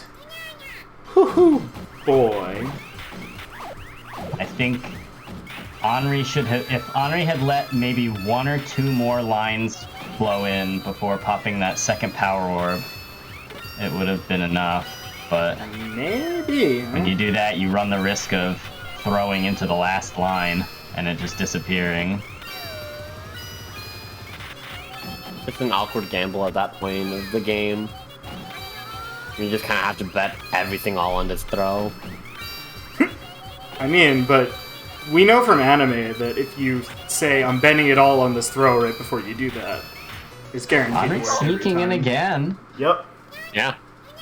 And really managing to break his board down a very fast way at the end there with I think it was like a 3-way doji or something like that. It's pretty nice. It was quite quirky, I will say that. Okay, I actually like that use of the all clear pop. Oh. Since there was just no rest to work with. Yeah. Might as well just spend the cash on it. What happened? Did he self-pile? Oh, all clear gaming. Oh, but then just picked up the wrong color. Yeah. That's what it was. Okay. Picked up 2 red, and then there were no other reds to match the top board, Yeah. and ran out of lines to put them back down in. Oh! birdup playing on the edge! Oh no, actually grabbing the blues. But I think they're just kind of worried about... I think they're focusing on bridging all the yellows together, that they just kind of really like focus on the blue and it just didn't check everything else. Anryyy going a little bit of an interesting strat there. Hoping to catch birdup pulling up too far at the beginning, but not quite getting there, so that's going to be a 3-0 for birdup, but boy, whew, 3-0, but it was close, you know? Great showing from both players. Oh, I misread the bracket. I have a match. Deka will be fighting Sheridactyls instead, actually. I don't know if that's next or if we're going to darts Uriah first. But whoever wins this Deka Sheridan match will move on to fight Anryyy. Whoever wins darts Uriah will move on to fight Butz. And in the meantime, winners finals will be Leonant and birdup. It'll also be next, but hey, Zircean, you want to talk about some events for this month? Do I want to talk about some events for this month? Wow, would I ever want to do that? Wow, yeah, of course. Wait, we have events coming up this month? Oh, we have events coming up this month. Not that you would not know. Ooh, boy. Alrighty, next week. Oh, Yikes. Oh, Jesus. I thought I was trying to go for a bit. Oh, man. Oh, he decided to just dump it. Stomped. Just silenced. God, you hate to see it. Yo, alright. Upcoming Puzzle events. Fighter. Yeah, Puzzle Fighter, X Prime Balance Patch. It's good. Come play it. True. Yeah, so our very own KS worked on this ROM hack to port back a lot of the balance changes from HD Remix. Sources say that it is because KS was very fed up with having to hear Ken's theme constantly whenever we had a Puzzle Fighter bracket, which is fair. But you know, at the end result, like it's a pretty fun time. You know. Now you hear Chan and Akuma's themes. Yeah. Now you could hear your Shenko. You'll hear Dan anyway because Of course, he's a that's just mascot. us. He's just in the corner there. He's giving you the thumbs up. Everyone loves to see him. So, you know what? We're going to see a lot of him. But otherwise, yeah, Puzzle Fighter X Prime, it's a good time. Come join us. After that, on Saturday edition, we've got Wario's Woods. It's been a couple months, I think, since we've run Woods. But, you know, I mean, it's... Oh, boy, It's Wario's Woods, and we just live in them. Yeah, that's absolutely true. Is Morrigan good? She's better. Yeah. She's probably, like, viable. I don't know. I don't know if she's, like, strictly good. I think the only, like, two big question marks still are, like, Felicia's still just kind of bad. Yeah, a little unfortunate. Soccer is also kind of still easy to cheese in the same idea, but yeah. I mean, Sakura's still got the two color column 3 and 4, and that could potentially. Anyway, let's move on from that and talk about a game where you plant some bombs, you blow up some guys, and it's you get mad at RNG. That's Wario's Woods, and it's a great time. At least it's a great time for me watching people do stuff. Because I don't have the coordination for it. But you know what? You probably do, so come join us. just throw rock. Just throw bombs, get diamonds. It's good times. Speaking of trans games like Wario's Woods, that's true. We're going to have Ranma 1/2 Ogi John Ken for the Super Nintendo. The next Wednesday after that is our first mystery bracket of June. It's a game where you throw water on your opponent to turn them trans. And you play rock, paper, scissors. And I know that's going to sound like, you know, complete nonsense. The game is complete nonsense. It's very chaotic. It's very funny. I would definitely recommend at least showing up to watch if throwing water at your friends to make them trans is not for you. But, you know, yeah, it's a game about getting your opponent wet. Anyway. I hate that. Why is that what you finished on? It's just because Amelia's pitching him from the sidelines here. I gotta go up for the dunk. Yeah, look, you know. It's what are you gonna do about the? So, what are you gonna do about the trans agenda? Please stop. We love to see it. All right, so what are we doing after that? We've got Cleopatra Fortune Plus. So more announcements. Oops. Yeah, we have more announcements. Just a few. Cleopatra Fortune Plus. So we've started, schmoving the Dreamcast Naomi library into our rotation because Flycast support on Fightcade is good now, and there are a lot of fun, good games. And even if Masa Queen is going to complain, we want to run Cleopatra Fortune, and the other one desyncs a lot and does a lot of funny things and has a lot of graphics problems. So we're running Cleo Fortune Plus, which is a game where you can also play as Zenopia, who's the best. So come join us for that, and it should be a good time. Yes, I know. Look, I can only speak so quickly, Masa. I can only get my bits out so fast. All right. Puyo 2 on July 2nd, that's our first Saturday edition of July, will be our second qualifier for Advent League. So, I mean, look, you want points for Advent League finals? We got points. We're handing out points. Come get some points. Play some Puyo. It's, Mega Drive Puyo. Good time. The classics. Mm-hmm. Can I do this next one? Oh yeah, go for it. Okay. So, starting in July, we are actually going to be adding in a new slot in place of the Pedal Crash off rules, which we are dubbing the Bag Randomizer, which is going to essentially be a mystery Tetris slot. We will always be running Tetris first Wednesday of the off month, but it will be literally anything from a grab bag that we can play over Fightcade. So you'll see Sega Tetris, you'll probably see Tetris Plus, maybe a little TGM2, maybe a little Tetris Kibo Mamichi. There's a lot. But, you know. Maybe some of the jankier ones. Please don't make me play Tetris Battle Guide. I won't make you play it. I mean, I probably will have to. But, yeah, no, we are going... After about 4 years of existence, we are finally returning back to the puzzle game that kind of made everything popular. And, you know, you'll see why that Tetris might be its own genre in a sense. So, join us on that. That is going to be July 6th. Practice starts at 8:30 p.m. EDT. And, you know, drop blocks with us.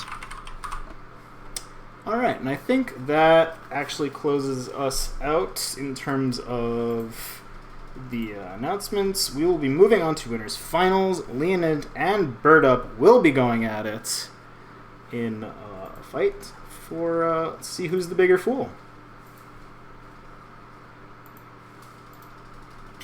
Oh, excuse me. So as soon as they get into it, we will get started here.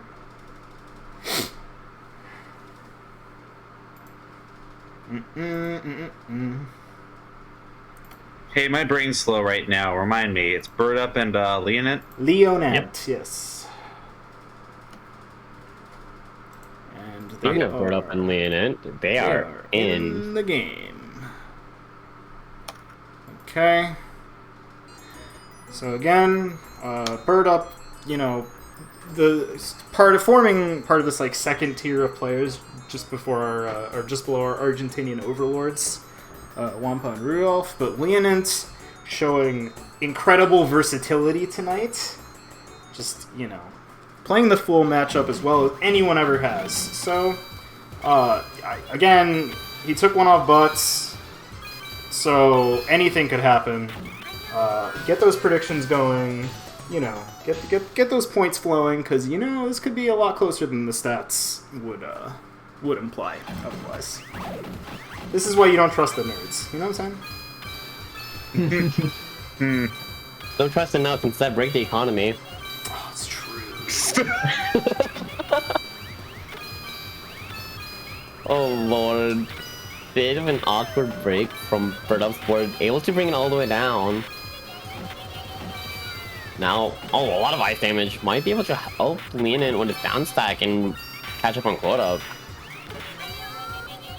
Quota looking pretty tight.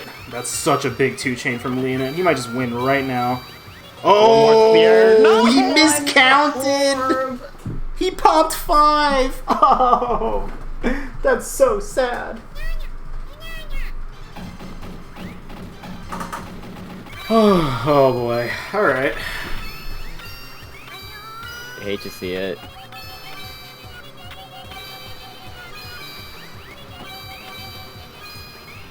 Leonant kind of unsure what to do with that big clear there, but again, quota looking fairly even regardless of the tempo loss right now. Yeah, it looks like Leonant's going to hang on to these blues, but doesn't actually get anywhere good to put him. Oh, Lord, it's my almost short. Nice orb. Yeah. So, first point will go to birdup.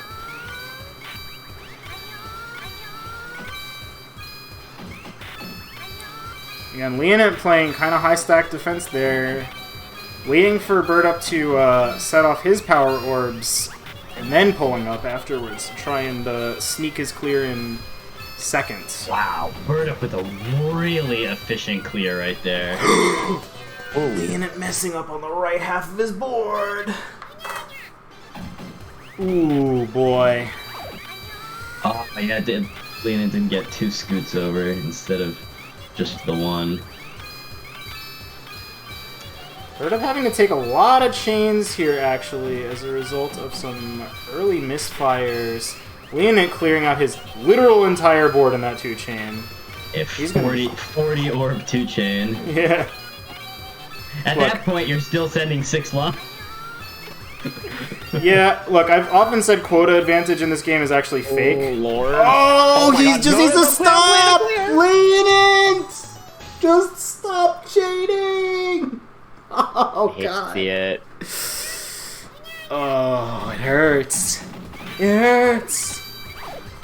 Like, every time there could be a quota win and someone just fumbles, it's like that one SpongeBob clip of just like... right before the truck falls. This is all I see. Oh, the one, or the 2-chain orb, or power orb for Leonant, that's gonna make sure that garbage output is nice and slow, but he doesn't take care of the reds in time and almost dies for it. Oh my God. So somehow alive, but let's see what this quota's after the chain. Yeah, I I think he's still chilling. the chain was too slow, I think. It was like, it was fairly beefy, but it took a long time to downstack.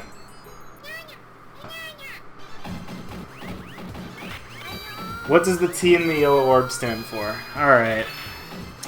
Alright. We got some jokers in chat. We got some jokers.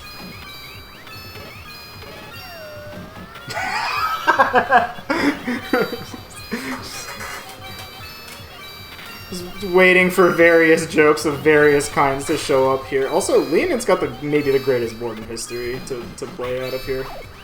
Yeah, he just needs to do this. Why did he do that? Missing that last orb. He like intentionally didn't take the 4 clear. Okay. Leonant going through like 4 moves to avoid a Doji Keshi that he could have gotten in 1, and then did it 2-chain anyway. Very interesting maneuver there. I mean, maybe finally able to clear it out. Maybe I was wrong before, and he can actually feel nerves, but maybe the nerves only come up in winners finals. I just hope that like the nerves come up after the upset. But that being said, he's clawing his way back. Oh yeah, 2-0 this round. I wouldn't. I would again not count out Leonant yet. He has shown quite a lot of impressive maneuvers of the fool kind tonight. Might have a slight tempo advantage here. Yeah, we'll definitely see it after this chain. Oh, on the right side. The right side, yep. Yeah, Leonant really wants this round because he does not want to, you know, have to go to a round 5 situation on his winner's bracket life. Uh-oh, bad situation though. Alright, let's wait for that ice. Let's see the ice. There's the ice! There's only one though. Actually, there's 2. Round 5 ice! Look, I'm telling you. Birdup doing a little bit better job finding his way through that first set of garbage, and he has taken a enormous lead. Yeah, I think a large part of that was his better use of the power orb. He managed to find a way to break all the ice with it and ended up going quite in his favor. Okay, but Leonant kind of have some big boys here. I don't think this is going to be enough. Yeah. Okay. That's going to be I feel like even with the big swing that he had coming, I think birdup was just ready on the frames. Yeah, I think if Leonant had... in puzzle games.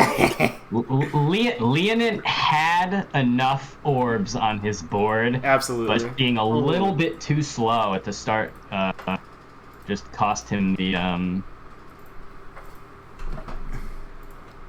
cost him that round right at the end. Yeah, that's definitely a part of it. I would say though that clear probably would have brought him to quota actually. So I think he was quite a bit closer than even it looked like.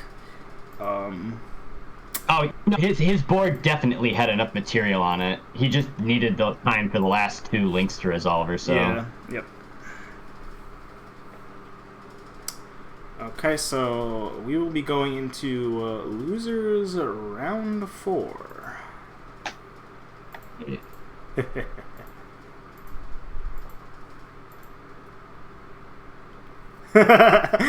Laurentius and FightK chat saying, "Damn, these 2 freak me out. I can take on Priestess and Strength much more easily."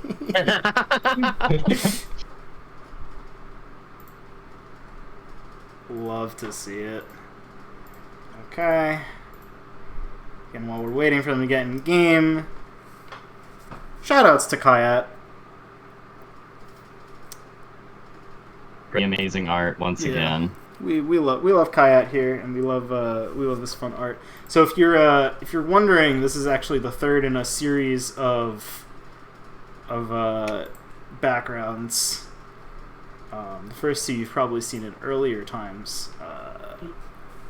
So we started commissioning Kayat for some backgrounds a couple months back, and he made one of these with High Priestess and Macker. Mm-hmm. Of Exchanger, and then another one with Father Strength and Every Worker. And then now we've got Fool and his cat. Okay. So while we're waiting for this, I don't know.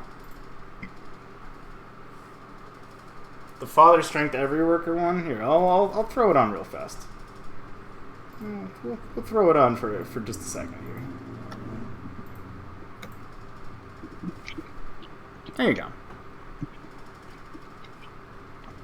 What's our next match queued up? It will be Me and Sheridactyls. Yeah, Sheridactyls and Deka. They are just in game now. It looks like Deka's Fightcade was being funny and slow. Oh. They're in... Okay, no, it's working. Yeah, okay. I tabbed away for a second to make sure that the OBS was doing the right thing, and I heard the sound cut out, and I was like, oh. Damn, something screwed up, huh? Alright, I think Deka accidentally clearing his power orb there, although I'm not sure why he was waiting on it, actually. Really, really playing for never chaining ever at all. Okay, now we're wiping our entire board. So around, I think, 60 quota is the point when Deka starts basically going for clears at any speed, no matter how long the chain will be. Oh, just need a single clear. There we go. Yeah.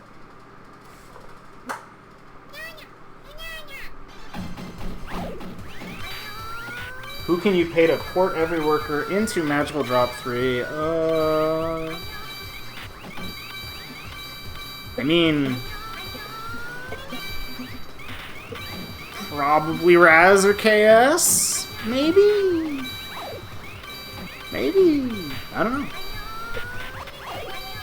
As the mayor of Tomboy Town, though, Every Worker is, of course, a fan favorite.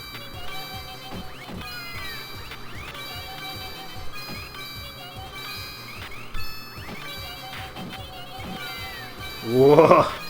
These boards are kind of awkward. Yeah. Sheridan's looking very ahead. With fire, but Sheridactyl's kind of confused on what you do. Okay, don't stop. Oh. No!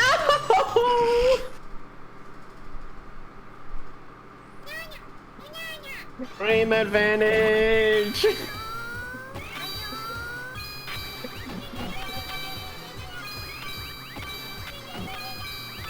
Oh, Deka's firing off a 3-chain. That could be a problem. Oh, he really didn't want those blues to connect either, but they did not listen. So we're pretty even on quota here. Sheridan gonna let some more reds come in, actually using the ice disadvantage. They're connecting two separate rows. He's a little bit ahead, but only a little bit. Oh, this ice is gonna be a little awkward to work with. No, good. Just sits on Weird. it. Doesn't matter. Close. Very close.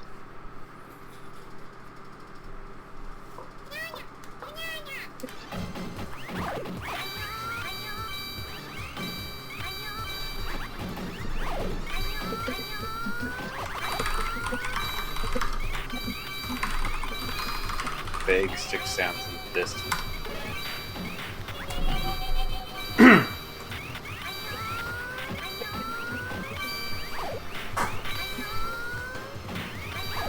Yeah, right now, Sheridactyls, both players actually kind of playing slow, not really sure on how to pass, or they might just be scared of, or Deka specifically just might be scared to show damage.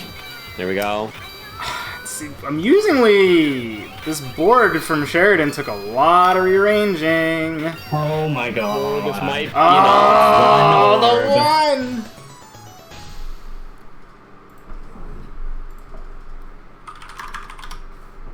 That was rough, unfortunately. Now we got our round 5 ice. And interesting use of placing that weird stagger with the reds for the clear. Zircean, I knew giving you the Twitch password was a mistake. I don't know what you're talking It's about. Amelia's mistake for wanting that to happen.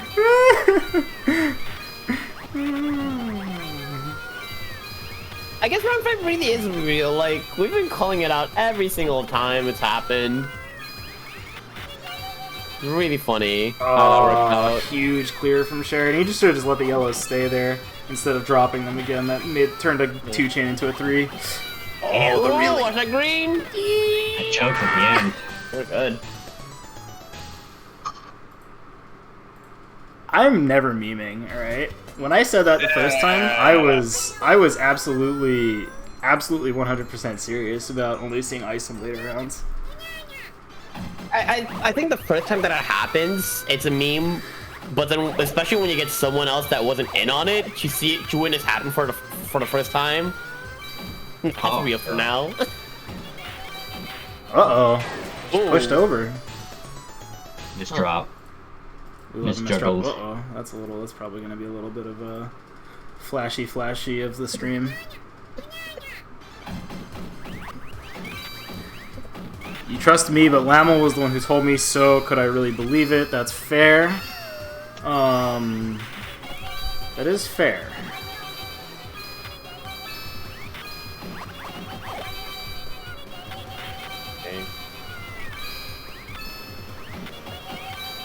Oh, little misdrop potentially from Deka on those reds. Alright, we got a lot of it coming in. Finally popping it. Series of misdrops by Sheridan too. It takes him a while to break this ice. He might just die to pressure here if he's not careful. Nah. Amelia, I don't think you want to do that.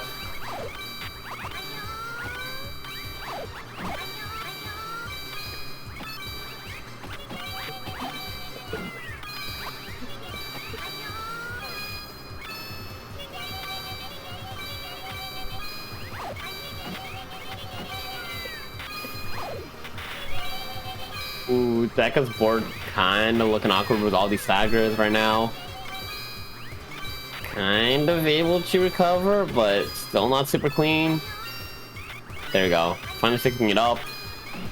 See what's quite a hit. Looks like, wow, Deka coming in through with the pushover. Just kills him. I'm just saying, Amelia. I don't think you want to make that. You know, Honestly, it's not that you killed Combs. I just didn't know how to follow up. I was like, come up, Killed. like, do I want to like rip off this and like how? In conclusion, I'm just dumb. Uh-oh, we're looking at a dead Deka. We had a little advanced knowledge. Very misdrop. I have follow-ups for this, but I don't think she's gonna like them very much. Yeah, I'm not sure if the follow-up that I had was any better. So I'm just like, I'm gonna let it chill.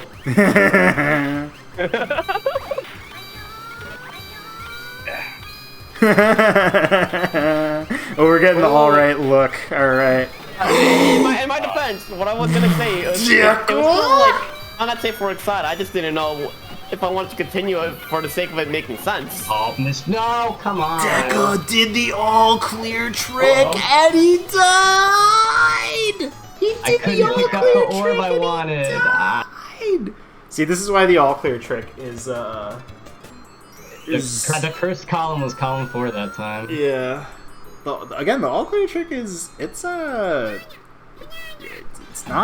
exactly good. It's very situational. You often lose games by doing it. Jokes are like jazz. Sometimes it's the ones you don't tell.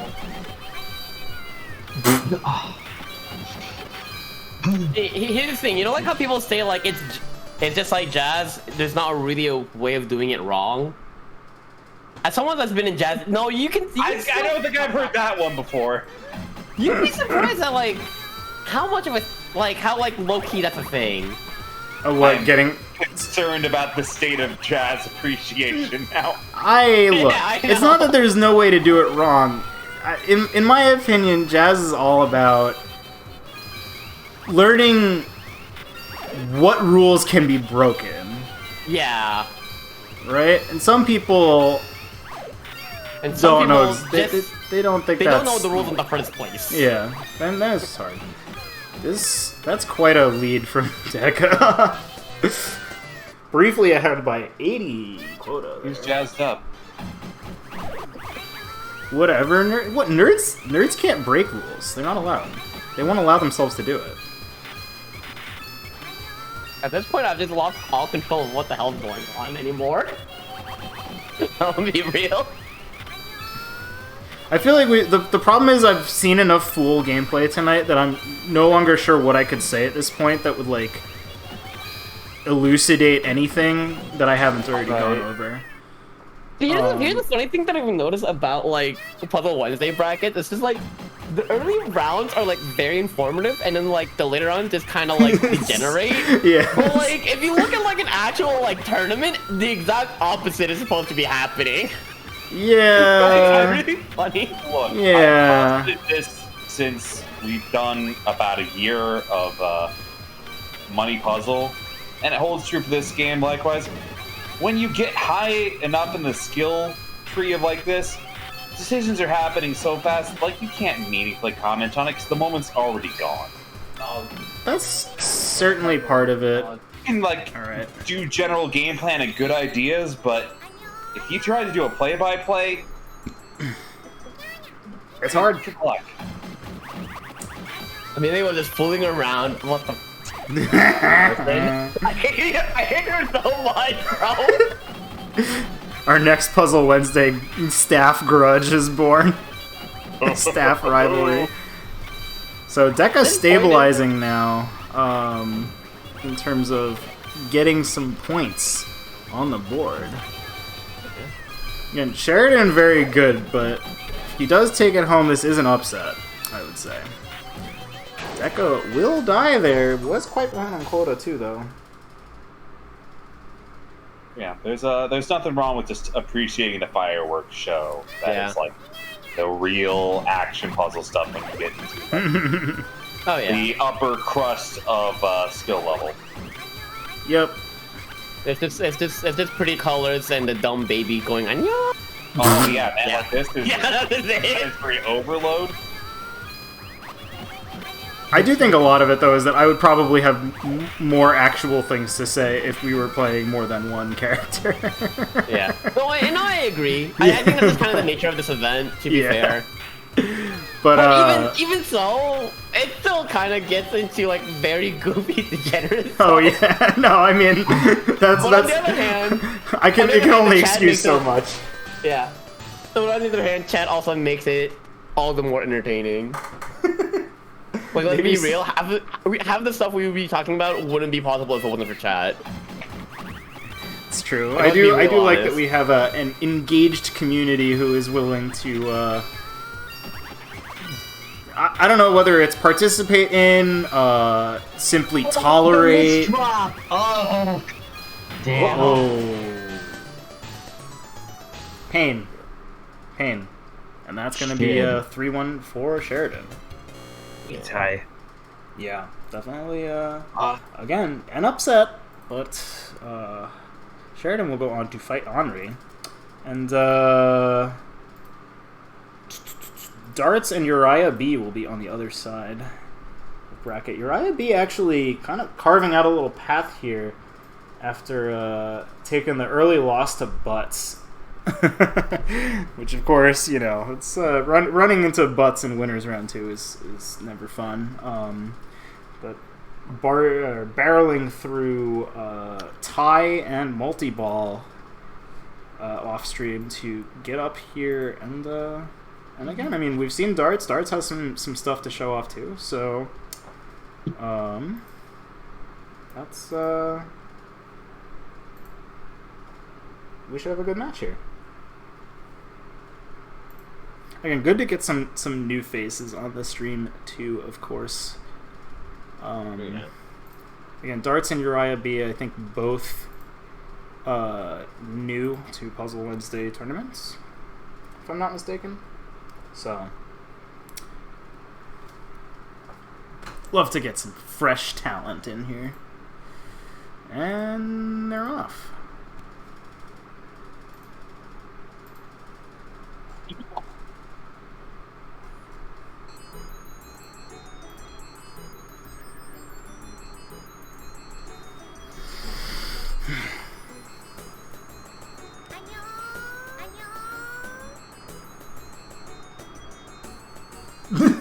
birdup gonna go play Mahjong. Oh, God. He might actually get away with it.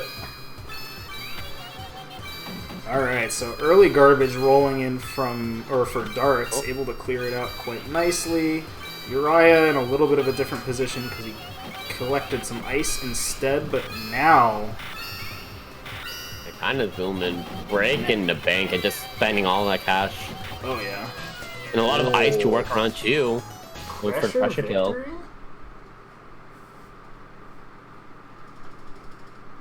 Oh man, yeah, we got some cheerleaders in chat.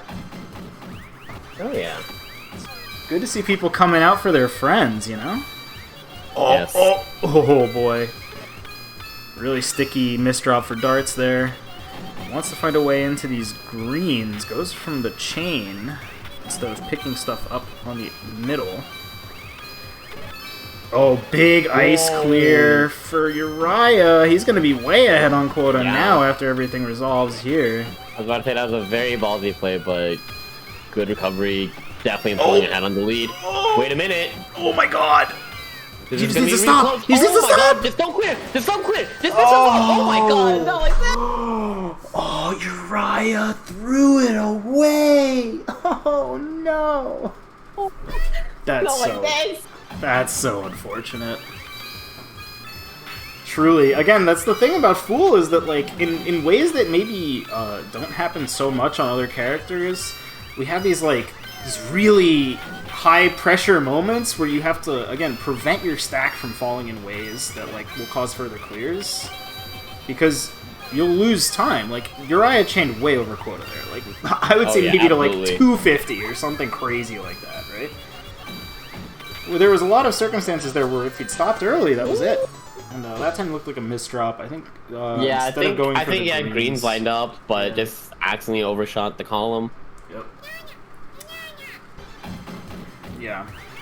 But yeah, I mean the thing about overchaining on Fool is that, like, it's something that sometimes it's related to, like, a mistake that you made, like, a couple of drops ago or something, and then and you're just sitting there waiting for everything to clear, and you're just like, how do I cut this? And and you can't. And you just have to sit there and pray that your opponent doesn't realize what's going on, watch their quota counter, and be like, oh, wait a minute. I can just sit here and win the video game. I can just not play the game. Yeah. Ooh, awkward drops with the yellow, but yeah, kind of lost in tempo, but that might be... No, it's not! Not quite there. Dart's taking game number 1. But again, every round, very close, really. Yes. Definitely... It's just a bunch of snap reactions that's just deciding who wins the game. Yeah. Okay, I think we only had... flowing in early here. Ooh, awkward blue, all clear. Devil is the weakest.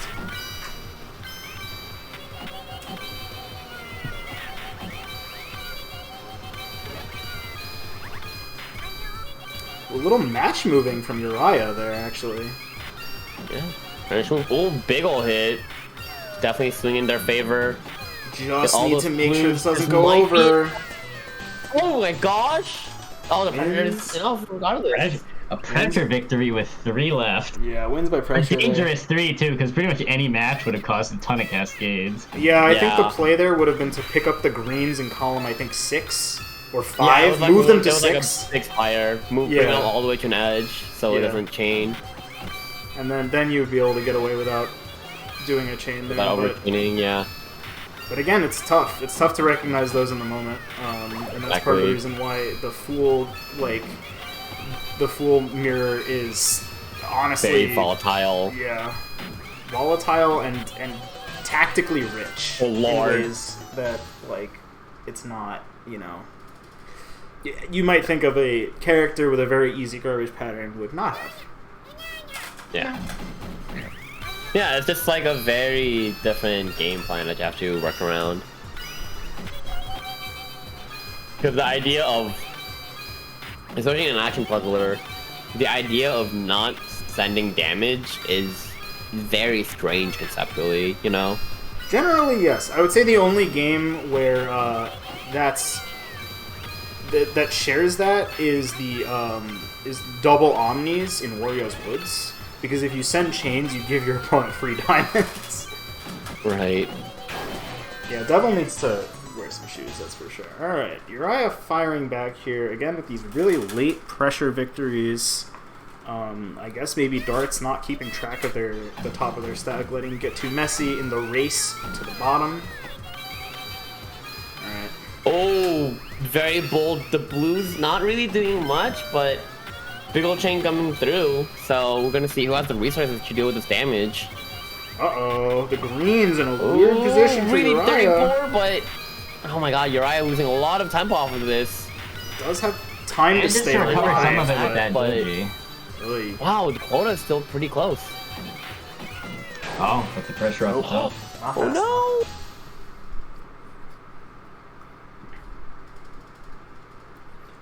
no! Right, game 5 scenario. You gonna see that ice? Oh, there's the ice right at the top. Round 5 ice. I was gonna say, are we gonna see a full disco? Oh, I would love to go to the disco. Oh, Anryyy splitting these blues up. That could potentially be an issue.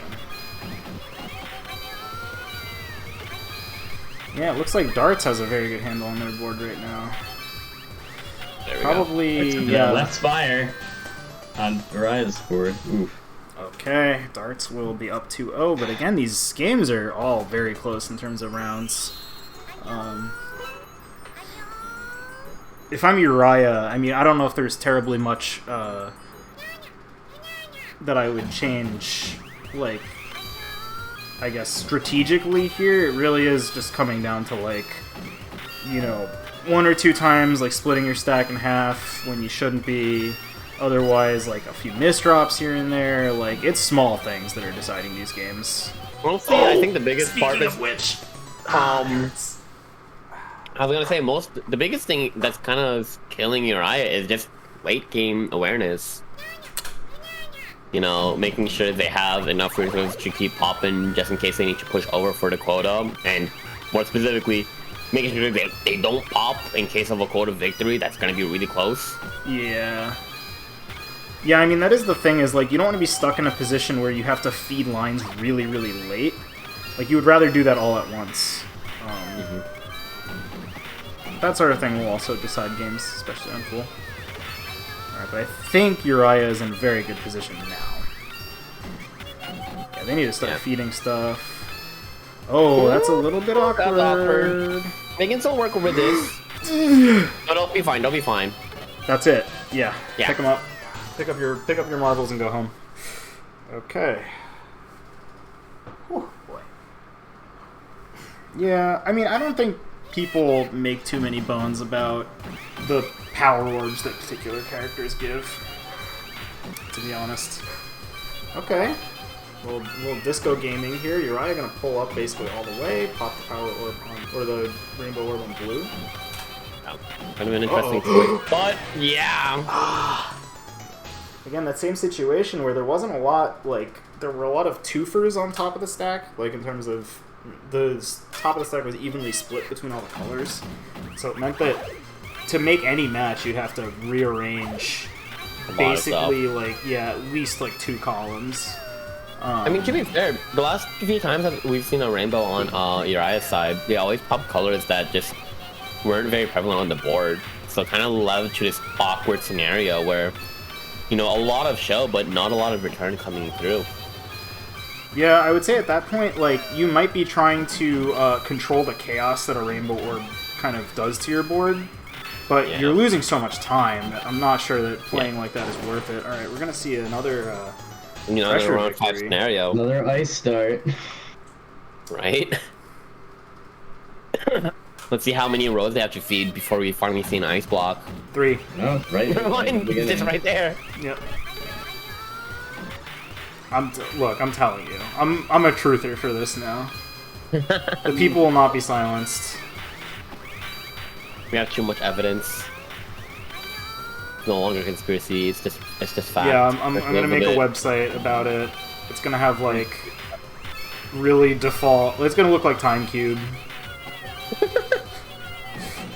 Whoa! Darts just doesn't have enough material to get a good match. Okay.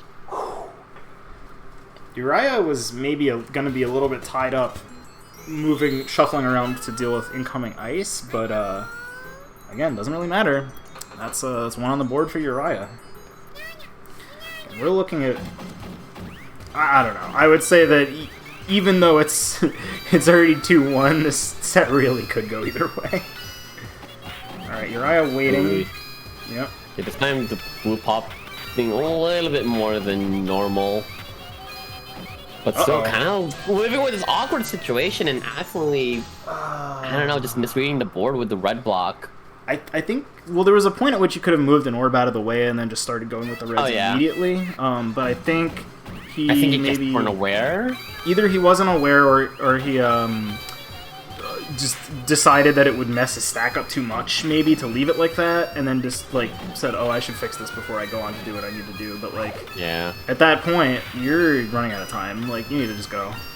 Exactly. Okay, we need to pop these greens. Dude, it's a typical stack, but now our board is going to be looking a little jagged. Okay, big clear from Anryyy. The darts just has the free down stack. Huge. Actually, It's got hosed. Can't make it over. Yeah, I was about to say the path was there, but too low for them to handle. Yeah. Okay. Keep going straight for the blue zero orb, power orb. I mean, I guess it saves you time. I'm not even sure if, like, popping power orbs is good at all on Fool. Really scary right-hand Spire for darts, but he does manage to get it all down. Oh no, that green block. Fortunate. Yeah, I needed to shuffle a little. We'll do a little 3-column shuffle there for that clear, and just didn't have the time. Yeah, it's probably just like kind of panicked, then just recognized the situation a little too late. Hey, Deka.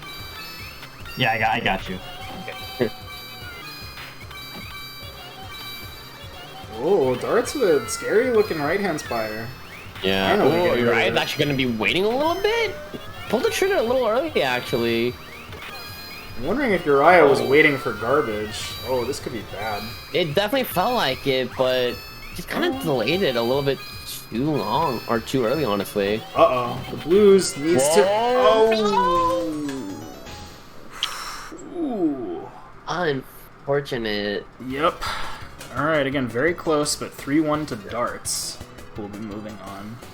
3-1, but it was close, though. I mean, yeah, it's pretty close. Alright, we're gonna move on to losers' quarters. I know, we still have so much bracket left to go, folks. Yeah. Darts will be moving on to fight Butts. So, good luck. And, in the meantime...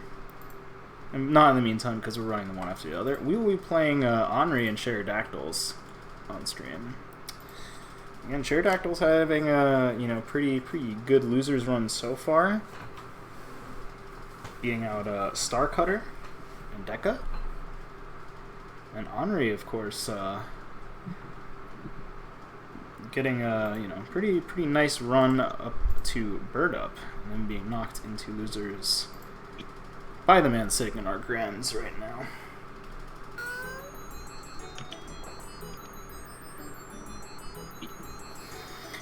Okay. So we are in.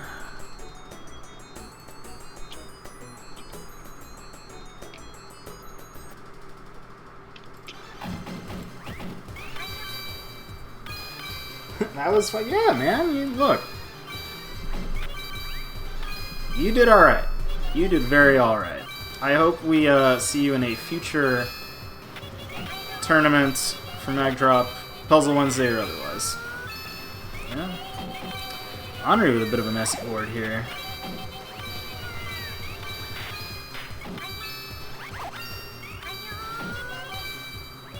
Okay, managing to clean it up. Both players playing very conservatively now. I would say Anryyy maybe going out of his way to avoid chains as much as he was doing in earlier games. I think that was probably a misdrop. Despite the overclear there by Sheridan, Anryyy was unable to catch up.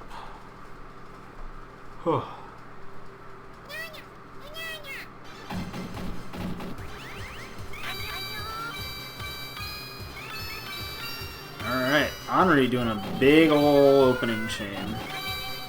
So I think that potentially the move there is that if you have this power orb, you can try and wipe your whole board and then wait for garbage. Not entirely sure.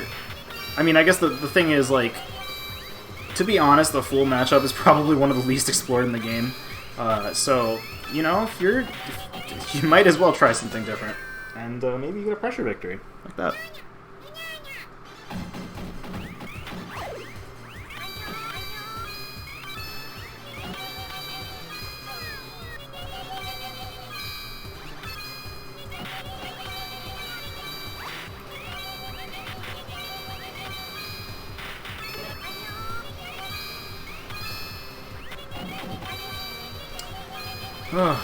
Okay. Anryyy unable to find a good place for those yellows, but... Oh, the reds! Okay, does manage to get down, but it's gonna be tight. So, maybe the fact that... Okay. Yeah. I was gonna say, Anryyy does not care about chaining super hard there because he can simply end the game. Yeah. Look. How do you think people become wise? Right? It's all about experience. You can only get so much experience doing the same thing over and over. Why not change it up a bit? This sounds like a tarot reading. I'm sorry, I'm not a tarot reader. We're gonna need to get Masa Queen in the chat for reading tarot if that's what we're doing tonight. Oh, Anryyy splitting his reds up. This could be awkward. Yep, that's exactly it. Alright, we're going to round 5 in game 1.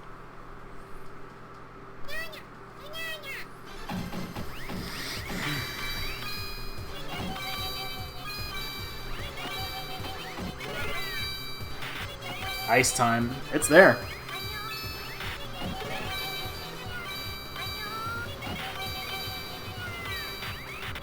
I feel like we should just ask, like, Yasube about this. I'm sure Yasube knows something we don't.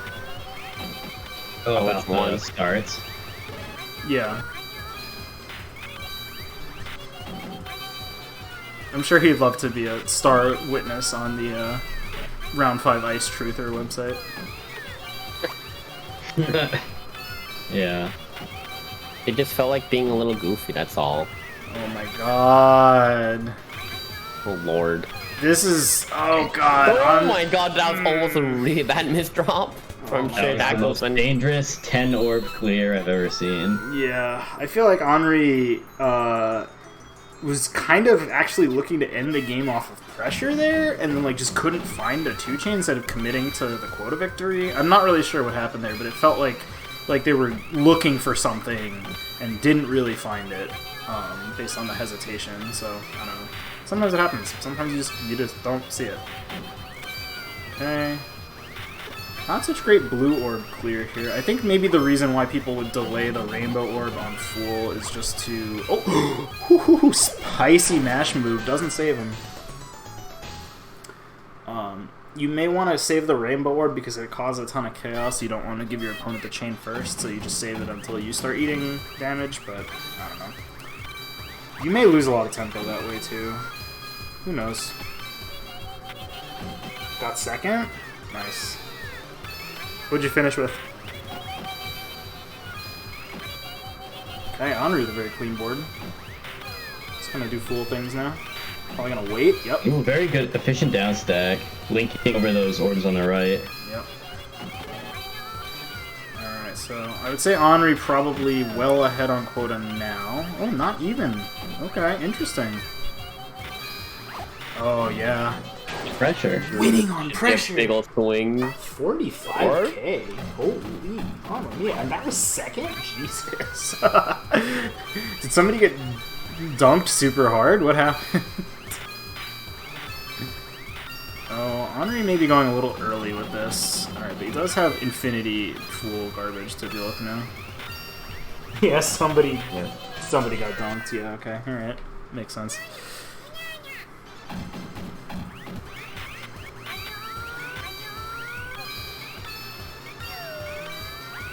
Anryyy doing a little bit of juggling there.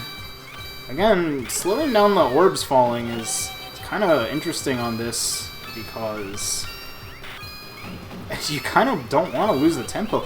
But he pulls up a rainbow orb? Excuse me? This could be big. Yeah, just going all the way on blues. That's pretty good. Big quota advantage now for Anryyy. Yeah, pulling up by 20. If Anryyy can find a way down this board quickly, it's over. Uh-oh. 7? Okay, just pop the... I thought he was going to start popping the greens. That should be it, that should be it, that should be it. Okay. Anryyy, how could you? But Anryyy did not make me, how could you? Just played some good clean quota gaming. We're in top 6. We can't afford to throw anymore. Are we? Are we in top 6, quarters. Did you say this is a quarters match? Yeah. Is that top 6 or is this... That's 6. Oh yeah, because I losers top semis go into it. Yeah, no. Losers round 4 it was top 8, that's true. Such a big old bracket. Yeah. Crazy. Everyone loves Magical Drop, man. I thought that was cool. Anryyy! Oh no! What the heck? Alright, they found it, but too late. 84. Still alive, but yikes. Yeah. Oh, mamma mia. That was the full, like, chain and a half ahead. Wow. That was a little awkward. Yeah. Well, a lot of chains coming out from Anryyy. Yeah. Not entirely sure if maybe Anryyy is counting on his opponent. Maybe he wants to intentionally ice his opponent, but they get some chains out of it, so he draws garbage out. The mash move! He gets it! He gets everything he wants! God. Barely staying alive in that scenario. Oh my god. So a little behind in quota, but can easily bring us back. Alright. Oh, but Sheridactyls was a little bit closer to quota when he went for the full board clear, and that was enough. Yeah, Anryy's chain didn't finish quite fast enough, unfortunately.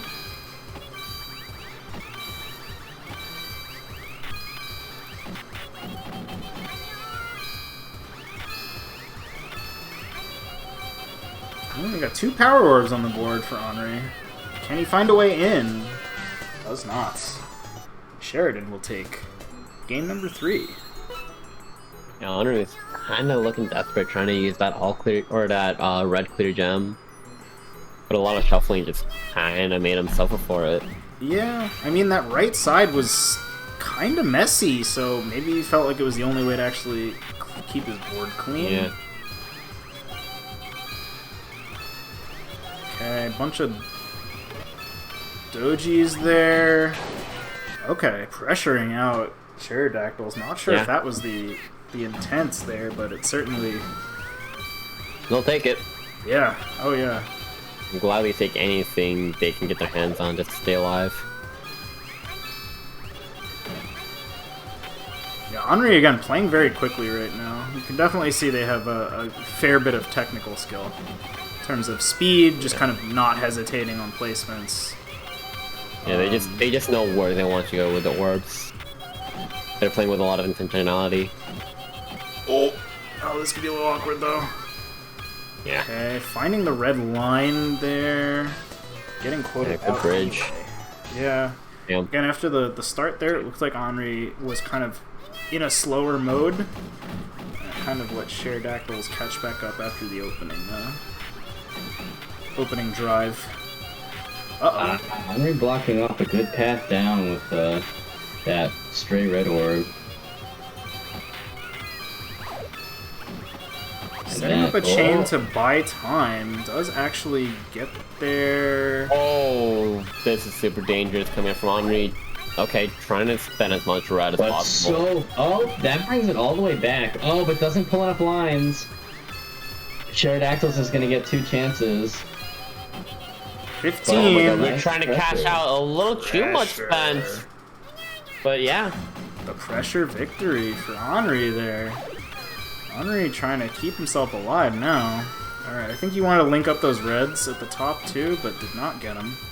Unfortunately, that chain was sized exactly so that Sheridactyls gets the good garbage. So I would expect the quota advantage to swing very heavily in... Oh no! Oh no! Oh my god. A lot of fumbles. Okay, slowly starting to come back, but still really jagged on the side. I mean, I would say that in just terms does not of... have enough material to make it back. Yeah, in terms of quota, it's lost, but honestly, like, Anryyy not dying Great there. tenacity. Yeah. Not dying there was quite incredible maneuver. Alright, we got the ice. The Game 5 ice. And the rainbow to make it even easier to deal with. Alright, so Anryyy gonna pop this on yellow. Yeah. We get it on red for Sheridactyls. Okay. Anryyy doing a little bit of rerouting here. Wants to set up the cascade. Sheridan with some ridiculously good routing. They're Hasn't finally brought him back down. yet, though. Oh, but this is It's really off by awkward. 9, a little bit more. Might be a Sheridan game, and yes, That's it. is a 3-1 3-1 victory. So I think Anryyy made one fatal mistake on that last round with the routing, and that hosed his board for just long enough that Sheridan was able to squeak through. So unfortunate, but again, great showing from Anryyy. Sheridan will move on to loser semis to fight the winner of our next game here, which is Butzbb Darts. So I would love to watch that game, but my boy is getting really tired. Now I'm at the point where I don't even know if I'm even saying words anymore, so... I think they're words. For my sake and for stream's sake, I will be tapping out, but it was definitely good catching up, watching all these sick-ass games. Alright. Butts and Dart. You'll take it easy and have a good top 4. Alright. Oh wow. Got some introductions to Ranma 1/2 Ogi Jonken by Akloppy, who member of the community for a while, plays all sorts of puzzle games, all sorts of really just obscure stuff, and has produced a guide or two for some stuff in the past, and he's helping people out who are trying to get into Ogi Jonken. So Ranma 1/2. So if you want to see some of that, go hop into the Discord and, go check out the Puzzle General channel. But right now, we've got a match. We've got Butts and Darts. Canada versus Mexico. Yeah. So again, oh boy. Bless you. Jesus. Bless you. Thank you. So Dart's a newcomer. Butts, one of our, mainstays. Also, in relatively speaking, a newcomer. Oh, Just yeah. a magical drop. Though at this point, he's been around for a couple of months, so Yeah. less so. Well, I mean, I don't know how long Darts has been playing Magical Drop for, but at least to Puzzle Wednesday, or they're a relatively new player. Really good routing, though, here. Unfortunately, coming out way too late. But's just way out in front. Wrapped in non-efficient matches, and Butz is just off to the races. Ooh, But's maybe playing a little bit over the speed limit there for a second. It's a bit of a, okay, doing a bunch of dojis to get down. Again, the quota is not really swung one way or the other yet. Alright, this should, yeah. Look at the pressure.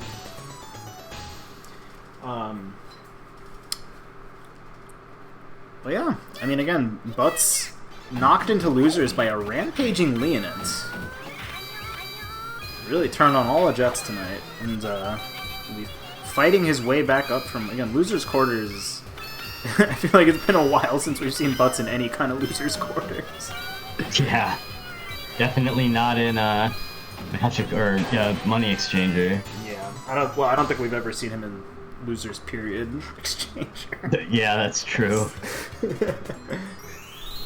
Garnering an A rank in Money Exchanger, regardless of community size, through sheer force of will. Yeah, pretty much. Puzzle Wednesday baptism having to play Butz, I agree. Butz is old. Oh, Dart's just having a tough time getting started. Yeah. Again, not to make Butz out to be a bully. Butz is actually a really sweet dude. He's also expressed interest in making some tutorials and other things for the various games he plays. Also, this is the same start as last round. It's literally the same start. Yeah.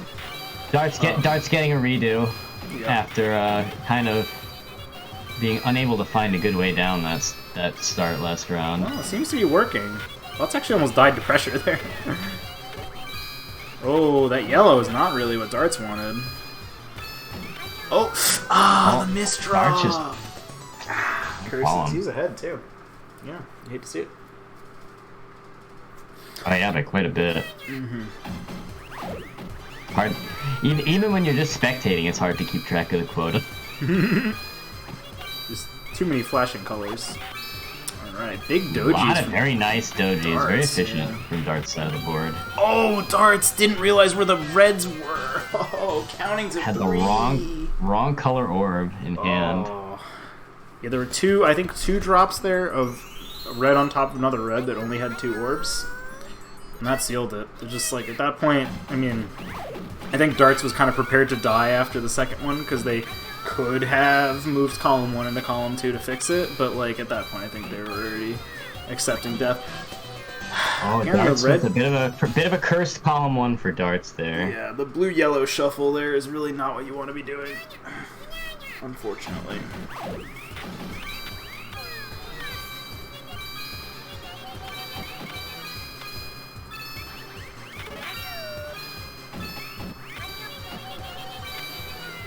Okay. Dart's finding a nice way down. Bringing the quota largely back, actually. Okay. Minor tempo advantage for Butz here, though. Yeah, I think Darts needed to. Oh wait, hang on, just sit on it.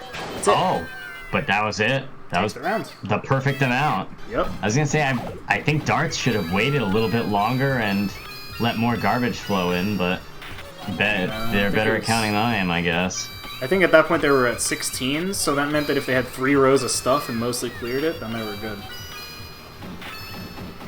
Yeah, the all clear from Darts there. Oh, gonna... Pressure. What's on pressure? Okay. Darts maybe gonna snag a game here? Is that what's about to happen? I'm sorry in advance if this is Commentators' Darts curse. with a little bit of a miss. I don't know. Those greens are really uncomfortable now. Ooh, too late. That's too bad. And I was gonna say, Yeah, Butz kind of actually didn't get the most out of that rainbow orb that he could have. There was a lot of unfortunate plays. The round 5 ice. Yeah, round 5 ice. Oh, Butz pulling up a lot here. I think the ice starts are actually often, like, they actually often force you to take a lot of, like, very small chains, so it's actually kind of... Oh no, darts, no! Yeah, Didn't realize. 4 darts can convert into a chain. Butz is pulling up for pressure, pays off. Yeah, darts, I think, unable to keep, or unable to see the blue clear, pulling from the right over to the left there. Really unfortunate. But, again, good showing from darts. Darts will be out in 5th place, along with Anryyy. So, good showings from all the newcomers.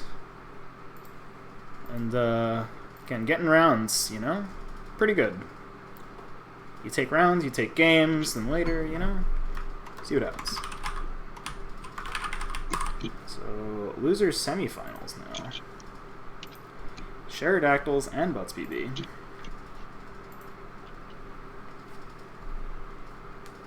And Butz looking for this loser's run back against Leonant.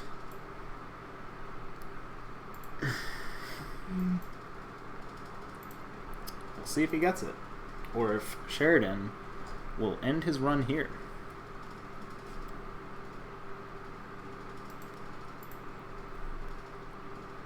Maybe we should still do first to 3 in finals.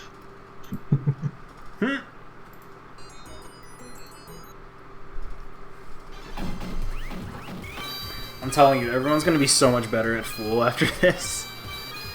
My secret counter pick, no! See, you should have lobbied against this event. I should have. It's alright, as long as everyone's having a good time, you know? I'm having a good time. You having a good time? We exercised FT5 for MagicalDrop long ago. We still do FT5 for top 3 of Exchanger, just because Exchanger is very violent. But, you know? Oh boy, great game. I'm blind. Huh. A lot of chains coming out from Butz here.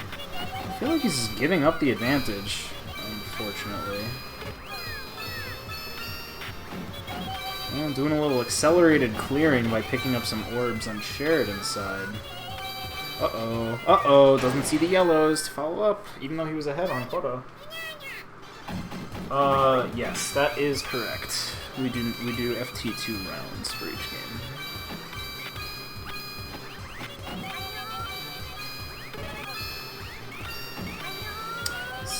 Yellow orb has nowhere to go now. Again, I think we've seen a number of cases now of people being like just a little bit too antsy to pick up the orbs to try and break the chains and not reading the chain correctly. Again, Sheridan did it again there with the greens. Alright, Butz with a slight lead in terms of tempo, I think. Just kidding. Oh, but Sheridactyls sneaks under. Yeah, I think Butz actually accepted too much garbage and would have caused a chain. And that actually would have lost him the game for a different reason. Going over quota. Really long chains coming out. Butz is accepting ice here. The reds are kind of buried though, so he's forced to split his stack in half. Sheridan can actually probably Maya's quota advantage off of that. Okay, here come the greens. That huge green clear. Almost wins in the game right there. There we go. Okay, Butz is up.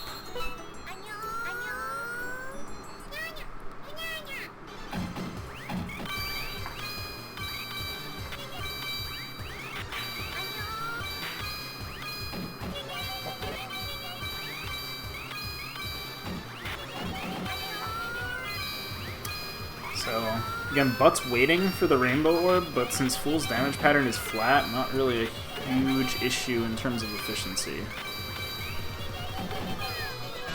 Ooh, Sheridactyls getting pressured. Seems like stream has been a little bit more stable in the back half than the front half, which is good, I guess. And by stable, I mean you may have, at certain points in this bracket, experienced quality drops and/or frame rate drops, but hopefully nothing too bad. Not like the Pequeña bracket. R.I.P. Pequeña. We'll have to redo that at some point. God, such a Sheridactyls huge... with a very clean play, just steadily ahead, managing the pattern really well. Yeah, I think even if It's Butz weird is... to say managing the pattern really well when it's like flat zigzag lines, but... Yep. But that's what this bracket is all about, right? Yeah. I would also say, though, that, like, even if Butz's clear had finished, I think he still would have been, like, 30 to 40 off of quota, so... Even if it wasn't quite a 60 bomb, like that it looks like, it was not that close. I mean, your name's birdup. Maybe a little. I'd have to start asking some questions if you weren't there for penguins. You might end up being a star on the Round 5 Ice Truther website for a different reason.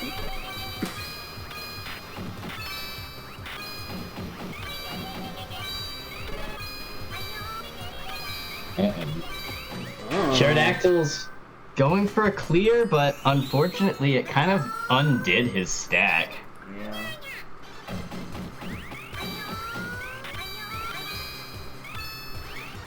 Big chain from Butz? Not entirely sure if that was the right play. I guess we'll find out. Quota is still even. A little bit of a miss from Sheridactyls, but...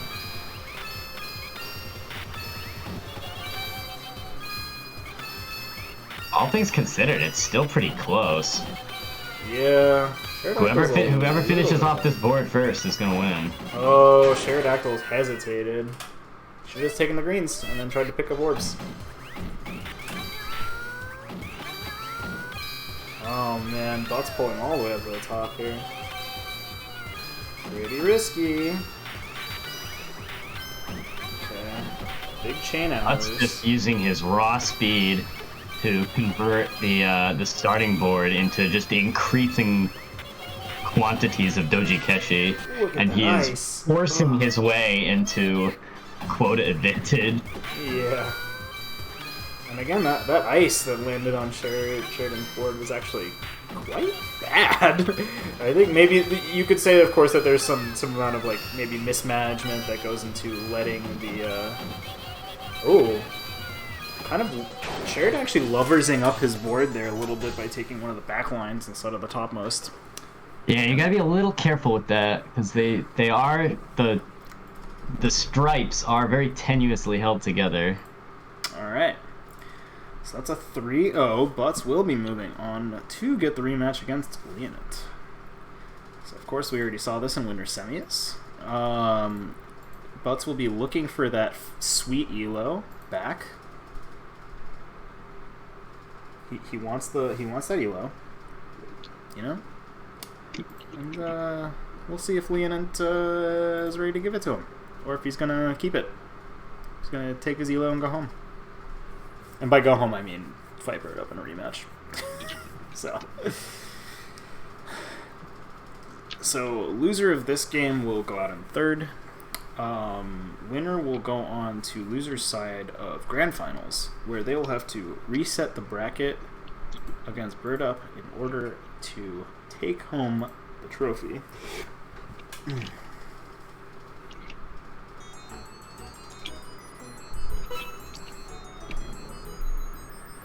Hey, what are they doing? Hey. What, are you trying to play real mag drop? Come on. Not tonight, friends. You can play that later after bracket or something.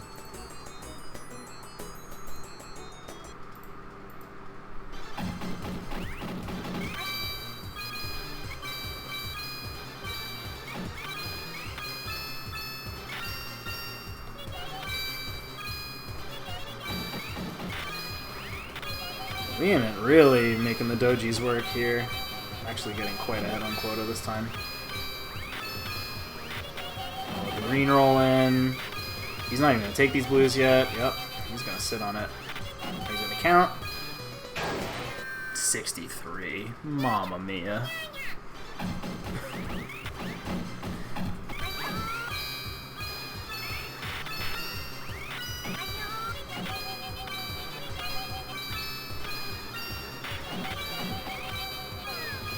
Yeah, and Leonant just letting the lines roll in to complete stuff if you can. Okay, so that time, instead of picking up the greens like I've seen a lot of people do, Leonant made sure that all the greens were there. And that actually saved him tempo, it looks like. So he's, again, a little bit ahead. Although Butz could definitely win off this board. Oh, he just needs to let it happen. And he did. He snuck under.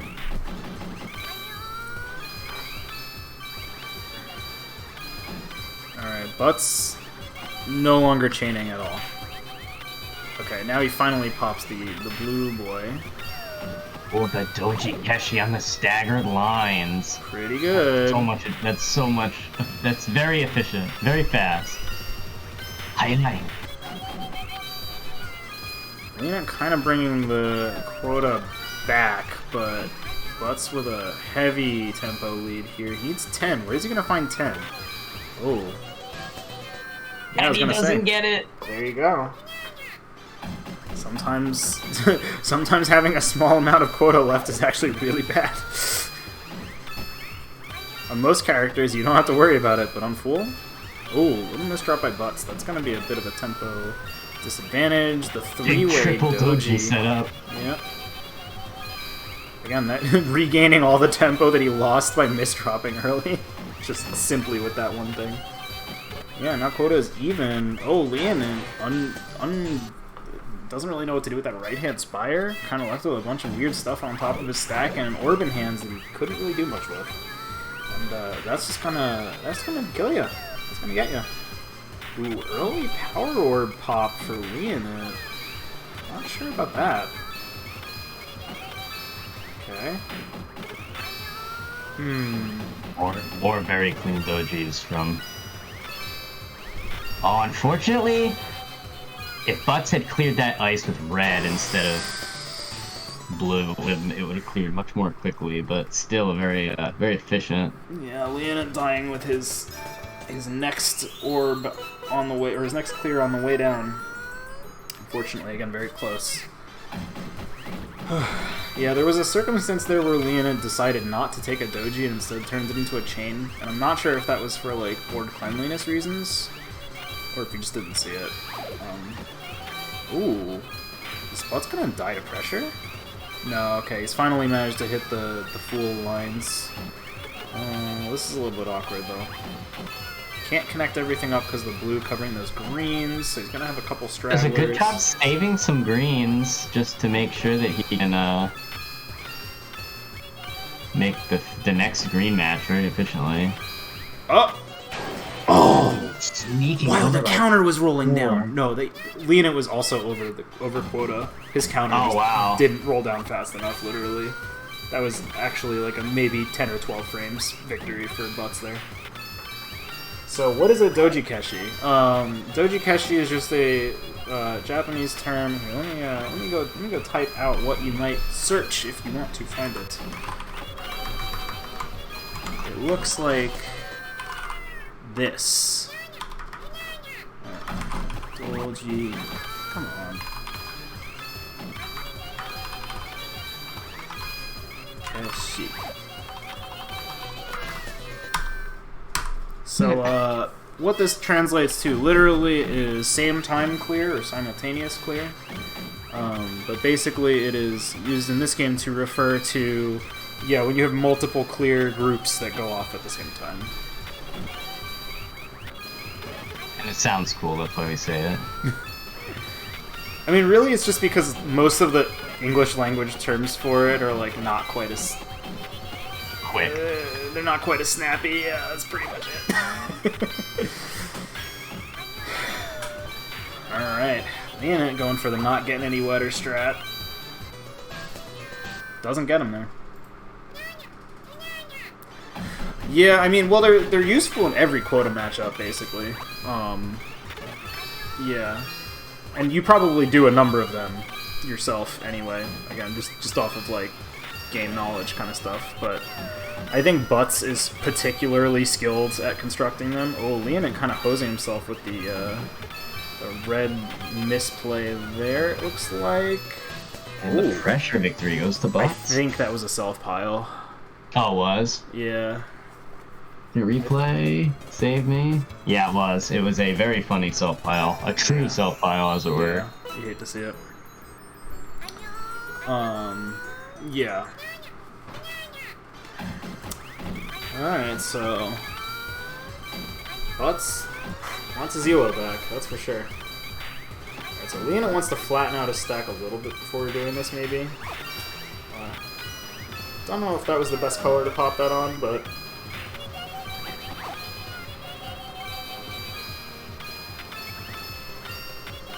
I feel like in this matchup, one of those things that, like, it's a skill that I think I've really only seen in general in the hands of, like, Wampa and Rudolph, is understanding when you have a rainbow orb, how you can make the lowest chain while just being able to read the whole board. Yeah. Like, in this kind of matchup, you absolutely want to be doing that. And it's for several reasons, right? It's like, you want your chain to be lower so that you send less garbage, but then also you just want to have the tempo, right?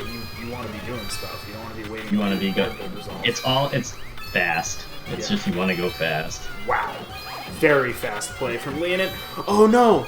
Leonant!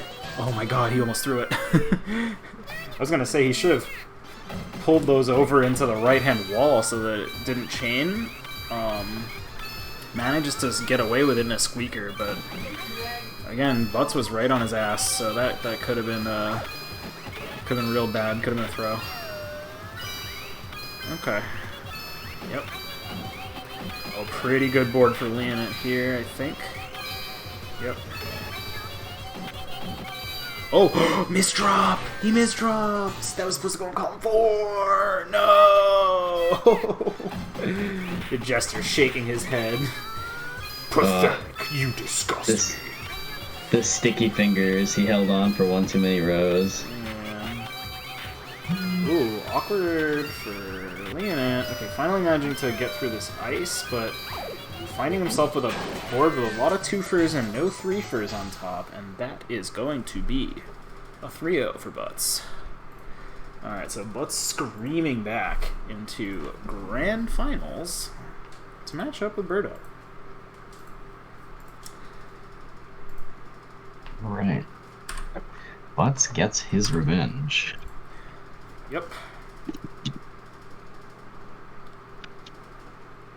Does the line feed damage on the very first frame after your chain ends? I'm not entirely sure how fast it is, but I feel like there's a little bit of time in between, but not a lot. When your chain is done resolving, you start taking damage, yeah. You can't, like, I do not believe you can do 2 1-chains in a row and not receive damage. No, I don't think that's possible either. Well, okay. Are they in? They are in. Oh, that's at loser semis the whole time. Unfortunate. Well, that's too bad.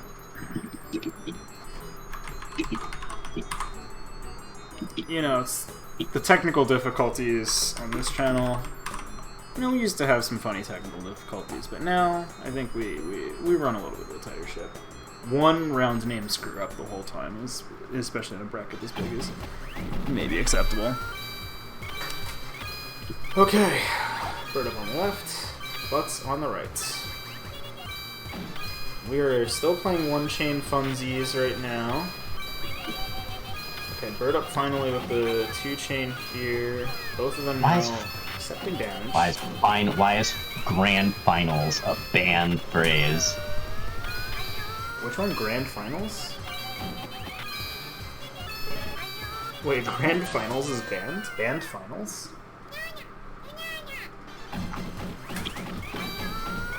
You're kidding me, right? It's banned?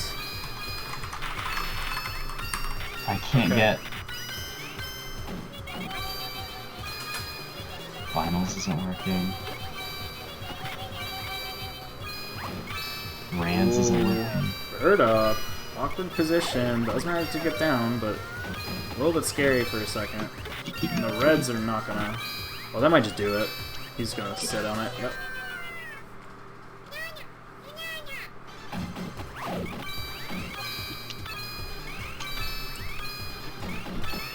Oh! Ooh, I think birdup's orbs got eaten. I don't have another explanation for that. Is the replay? Oh, I think I had spent too much time. Yeah, I did spend too much time clicking around, so that's too bad. The oopsies quota? I don't know. Woo! I feel like we didn't have too many oopsies on bracket management tonight.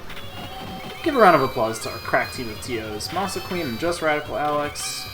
They've been keeping things going on the back half for us today. And without them, we would be nothing. The reds disappeared, yes, okay. He did get funny disappearing orbs. Alright, round 5 ice. Well, it wouldn't let me do a funny title, because I couldn't figure out what was wrong, so it's gonna be boring. That's too bad. Alright, birdup. While I was looking away, birdup won. So 1-0. Can birdup finally break his third place curse in the other direction? Oh man. birdup winning a bracket? No way, come on. What an absolute nut job. Did he count the number of lines he got, and he was like, I'm going to stop immediately at the top, and literally just like maybe watched Butz's board to make sure he wasn't going to receive another one, because if he did, that was nuts. Oh, absolutely. Welcome to Stream Darts. I don't know if you were in chat before, but great showing tonight. Yeah, very well played. Very well played. Come on, what a fight, dude. doji. Alright. birdup a little bit ahead. Oh, the yellow is kind of not really where he wanted them to land. Butz breaking his chain on purpose there, probably to avoid sending damage, but this ice is going to be a little annoying. Ice is going to be really awkward. It's just going to be super slow. And he can't take past it. Just dies to pressure. Cool, a pressure character confirmed. Yep. I'm going to have to do another highlight reel on people dying to Fool. Oh, birdup, come on, dude. You can't give me heart attacks like this. Okay. I'm just gonna sit on it. Yep. Big dojis. Still dies! Didn't deal with the left-hand side of his board, and I think he maybe was expecting that he would be able to do something on the right to stall for long enough to either deal with it or have it fall into place and not have to deal with it. And neither of those things happened. Never lined up. Yep. Just goes to show, hanging stray orbs will kill anybody. Yep, that's true. If you don't have any matches to make, the lines they're always coming in, and they come in really fast. Yep. Absolutely. Alright, looks like Butz has found his footing again here. He's ahead on quota, and he is about to clear his entire board. Okay. Oh, he just needs to sit. I think he's probably even went too far with that, but... Hey, watching the whole time. Found the juice. Here's that ice. Yep. But yeah, welcome to the stream. Again, can't say it enough. Great showing tonight. We hope to see you in future Puzzle Wednesday or PlayMagicalDrop events because they're a good time. And we love to see. Love to see new faces. People. Love to see new faces. Love to see good people fight it out. There's so much in this game that has not yet been explored, even now. And, if we all stick our heads together, maybe we can find the next tier. Takes game 2. Taking another squeaker. Barely, by 10, like only 10 quota. Yep. Close. And again, there's 3-2-3-2 on rounds. Oh, birdup off to a Very combo heavy start. Hopefully he doesn't come to regret this. I think he might be okay. I'm surprised he even dropped those yellows yet. I actually expect him to maybe try and find some mechanism to bridge the two sides. Alright, But's finding his way down. Actually, the reds were covered! Oh, he didn't realize the reds were covered in Column 2. Dying to pressure. Yeah, look at the dojis. Here comes the ice. Saving his rainbow orb. And then pulling up a couple of quick lines before throwing it. A little bit of efficiency. Let's see if those 14 orbs are what makes the difference. Are we going to the disco? No, we're not going to the disco, Butts. How could you do this to me? I don't even... And I was right. Those 2 lines were what won it for birdup. Oh my god, a one orb victory. Oh my god, birdup. It's on the verge. He doesn't die on the right side here. Okay, he had a power orb buffered. He's fine. He's fine. Oh, actually... okay, alright, okay. Very behind on quota, though. It resolves. And birdup, he gets it. 3-0. He gets it. He gets it. Wow. Incredibly dominant performance in grand finals. birdup not dropping a single game tonight. Not dropping a single game. He is pretty good at the quota characters. He's pretty good. If I do say. He's the biggest fool. He's the biggest fool tonight. All right. birdup, do you have any anything you want to say? You want to come on the mic and say anything?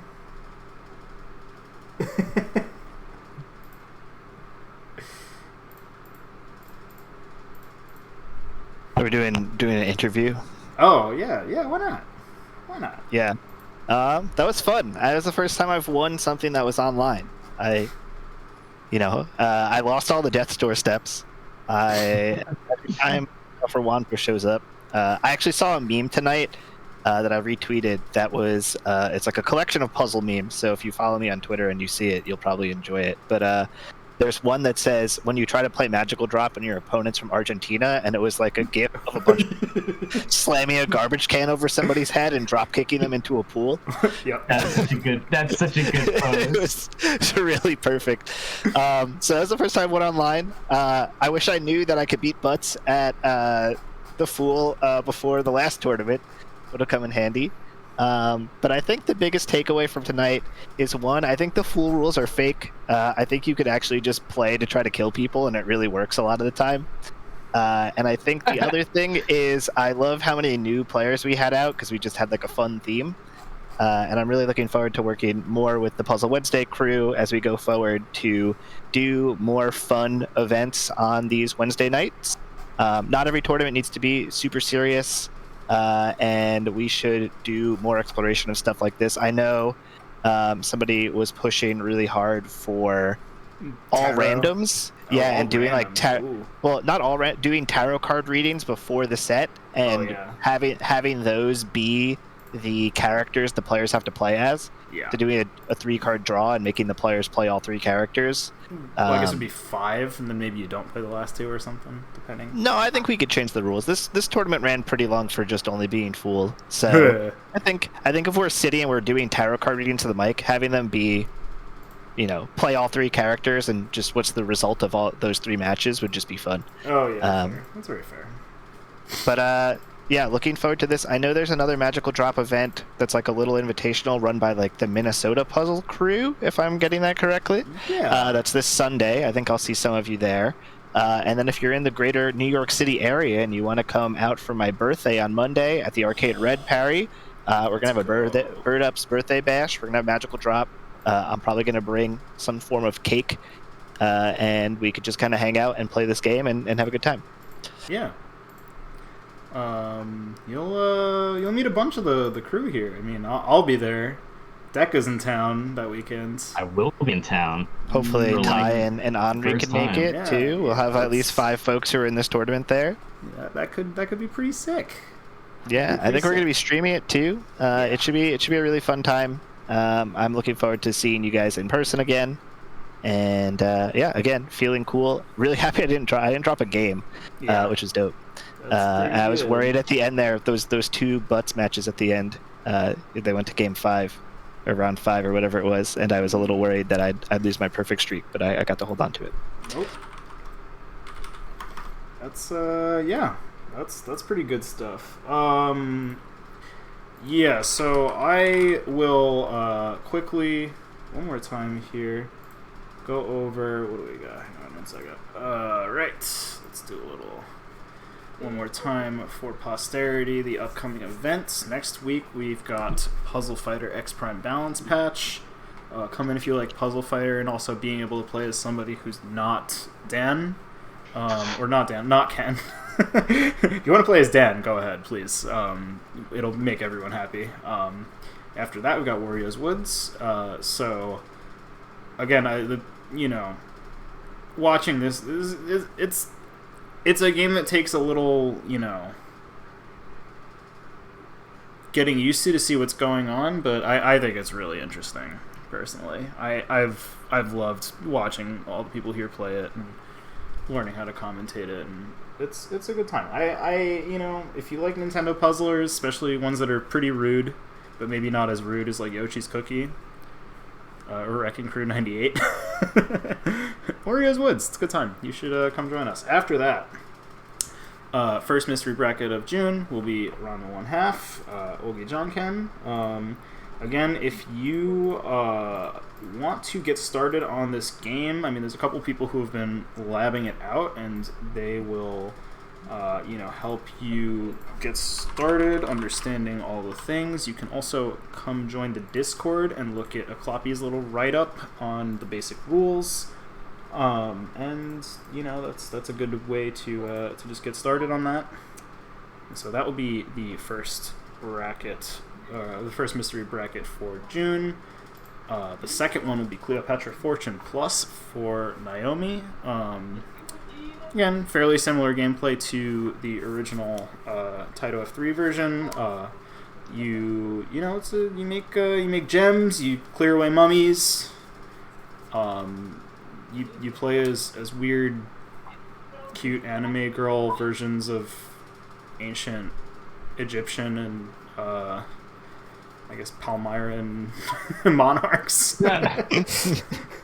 It's a history lesson in a game. Yeah. Well, yeah, sure. It's definitely real history going on. It's the closest we've got. I guess so. I guess so. Your other choice is columns, and that doesn't seem particularly historically accurate. Yeah, I guess not. But columns is very fun. Yeah, it's true. If you like columns, actually, also come join the Discord, because we got some people who like columns in there, and you'll have a good time playing them.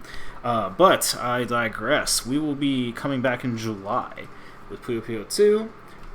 That is, part of the Advent League qualifier series. So I, personally had a great time at the last Puyo event. It was a little small, though, so I hope that we can get more of you in there. Just because... Again, here at Puzzle Wednesday, we're not like a super Puyo focused community, so I think in the sense that like you might, if you're a beginner at Puyo, come in and be like, oh man, I'm gonna get ranched by all these super good people. Like, I think we take things a little easier. Beat me. I'm bad. If you match up against me, you have a very solid chance of taking a set. Don't worry. And for those of you who have not yet won a premier Advent League event and want points, you should take that also as a call to come in and join and get some points, because there might be some good chance for you to get a lot of points in there. So yeah, come and join us for that. That should be a good time. And then starting next month, the Tetris bag will be in effect, and we will be pulling Sega Tetris for the Naomi out of the bag. And if we're talking about rude games of Tetris, man, boy do I have one for you. It's a good time. It's a very good time. You can force your opponent to make cursed joint pieces. The monkey comes from it. That's true, Jupe. and you can bang them over the head with stuff, and make their controls not work for a couple seconds. So it's good. I really enjoy it. It's a lot of kind of chaotic fun. You don't see a lot of Tetris games do similar stuff. I guess TGM is really the closest, but it's a good time. It's a good time. So I think with that, I think we are about ready to head off for the night. I will be passing you over to Ami, who is a high-tier Puyo Puyo Tetris 2 player. I hope you like Tetris. Any last words? Thanks everybody for coming. Thank you, everybody. I hope we see you at the next Magical Drop tournament. Absolutely. Come and join us next time. I will see you then. Bye. See you later.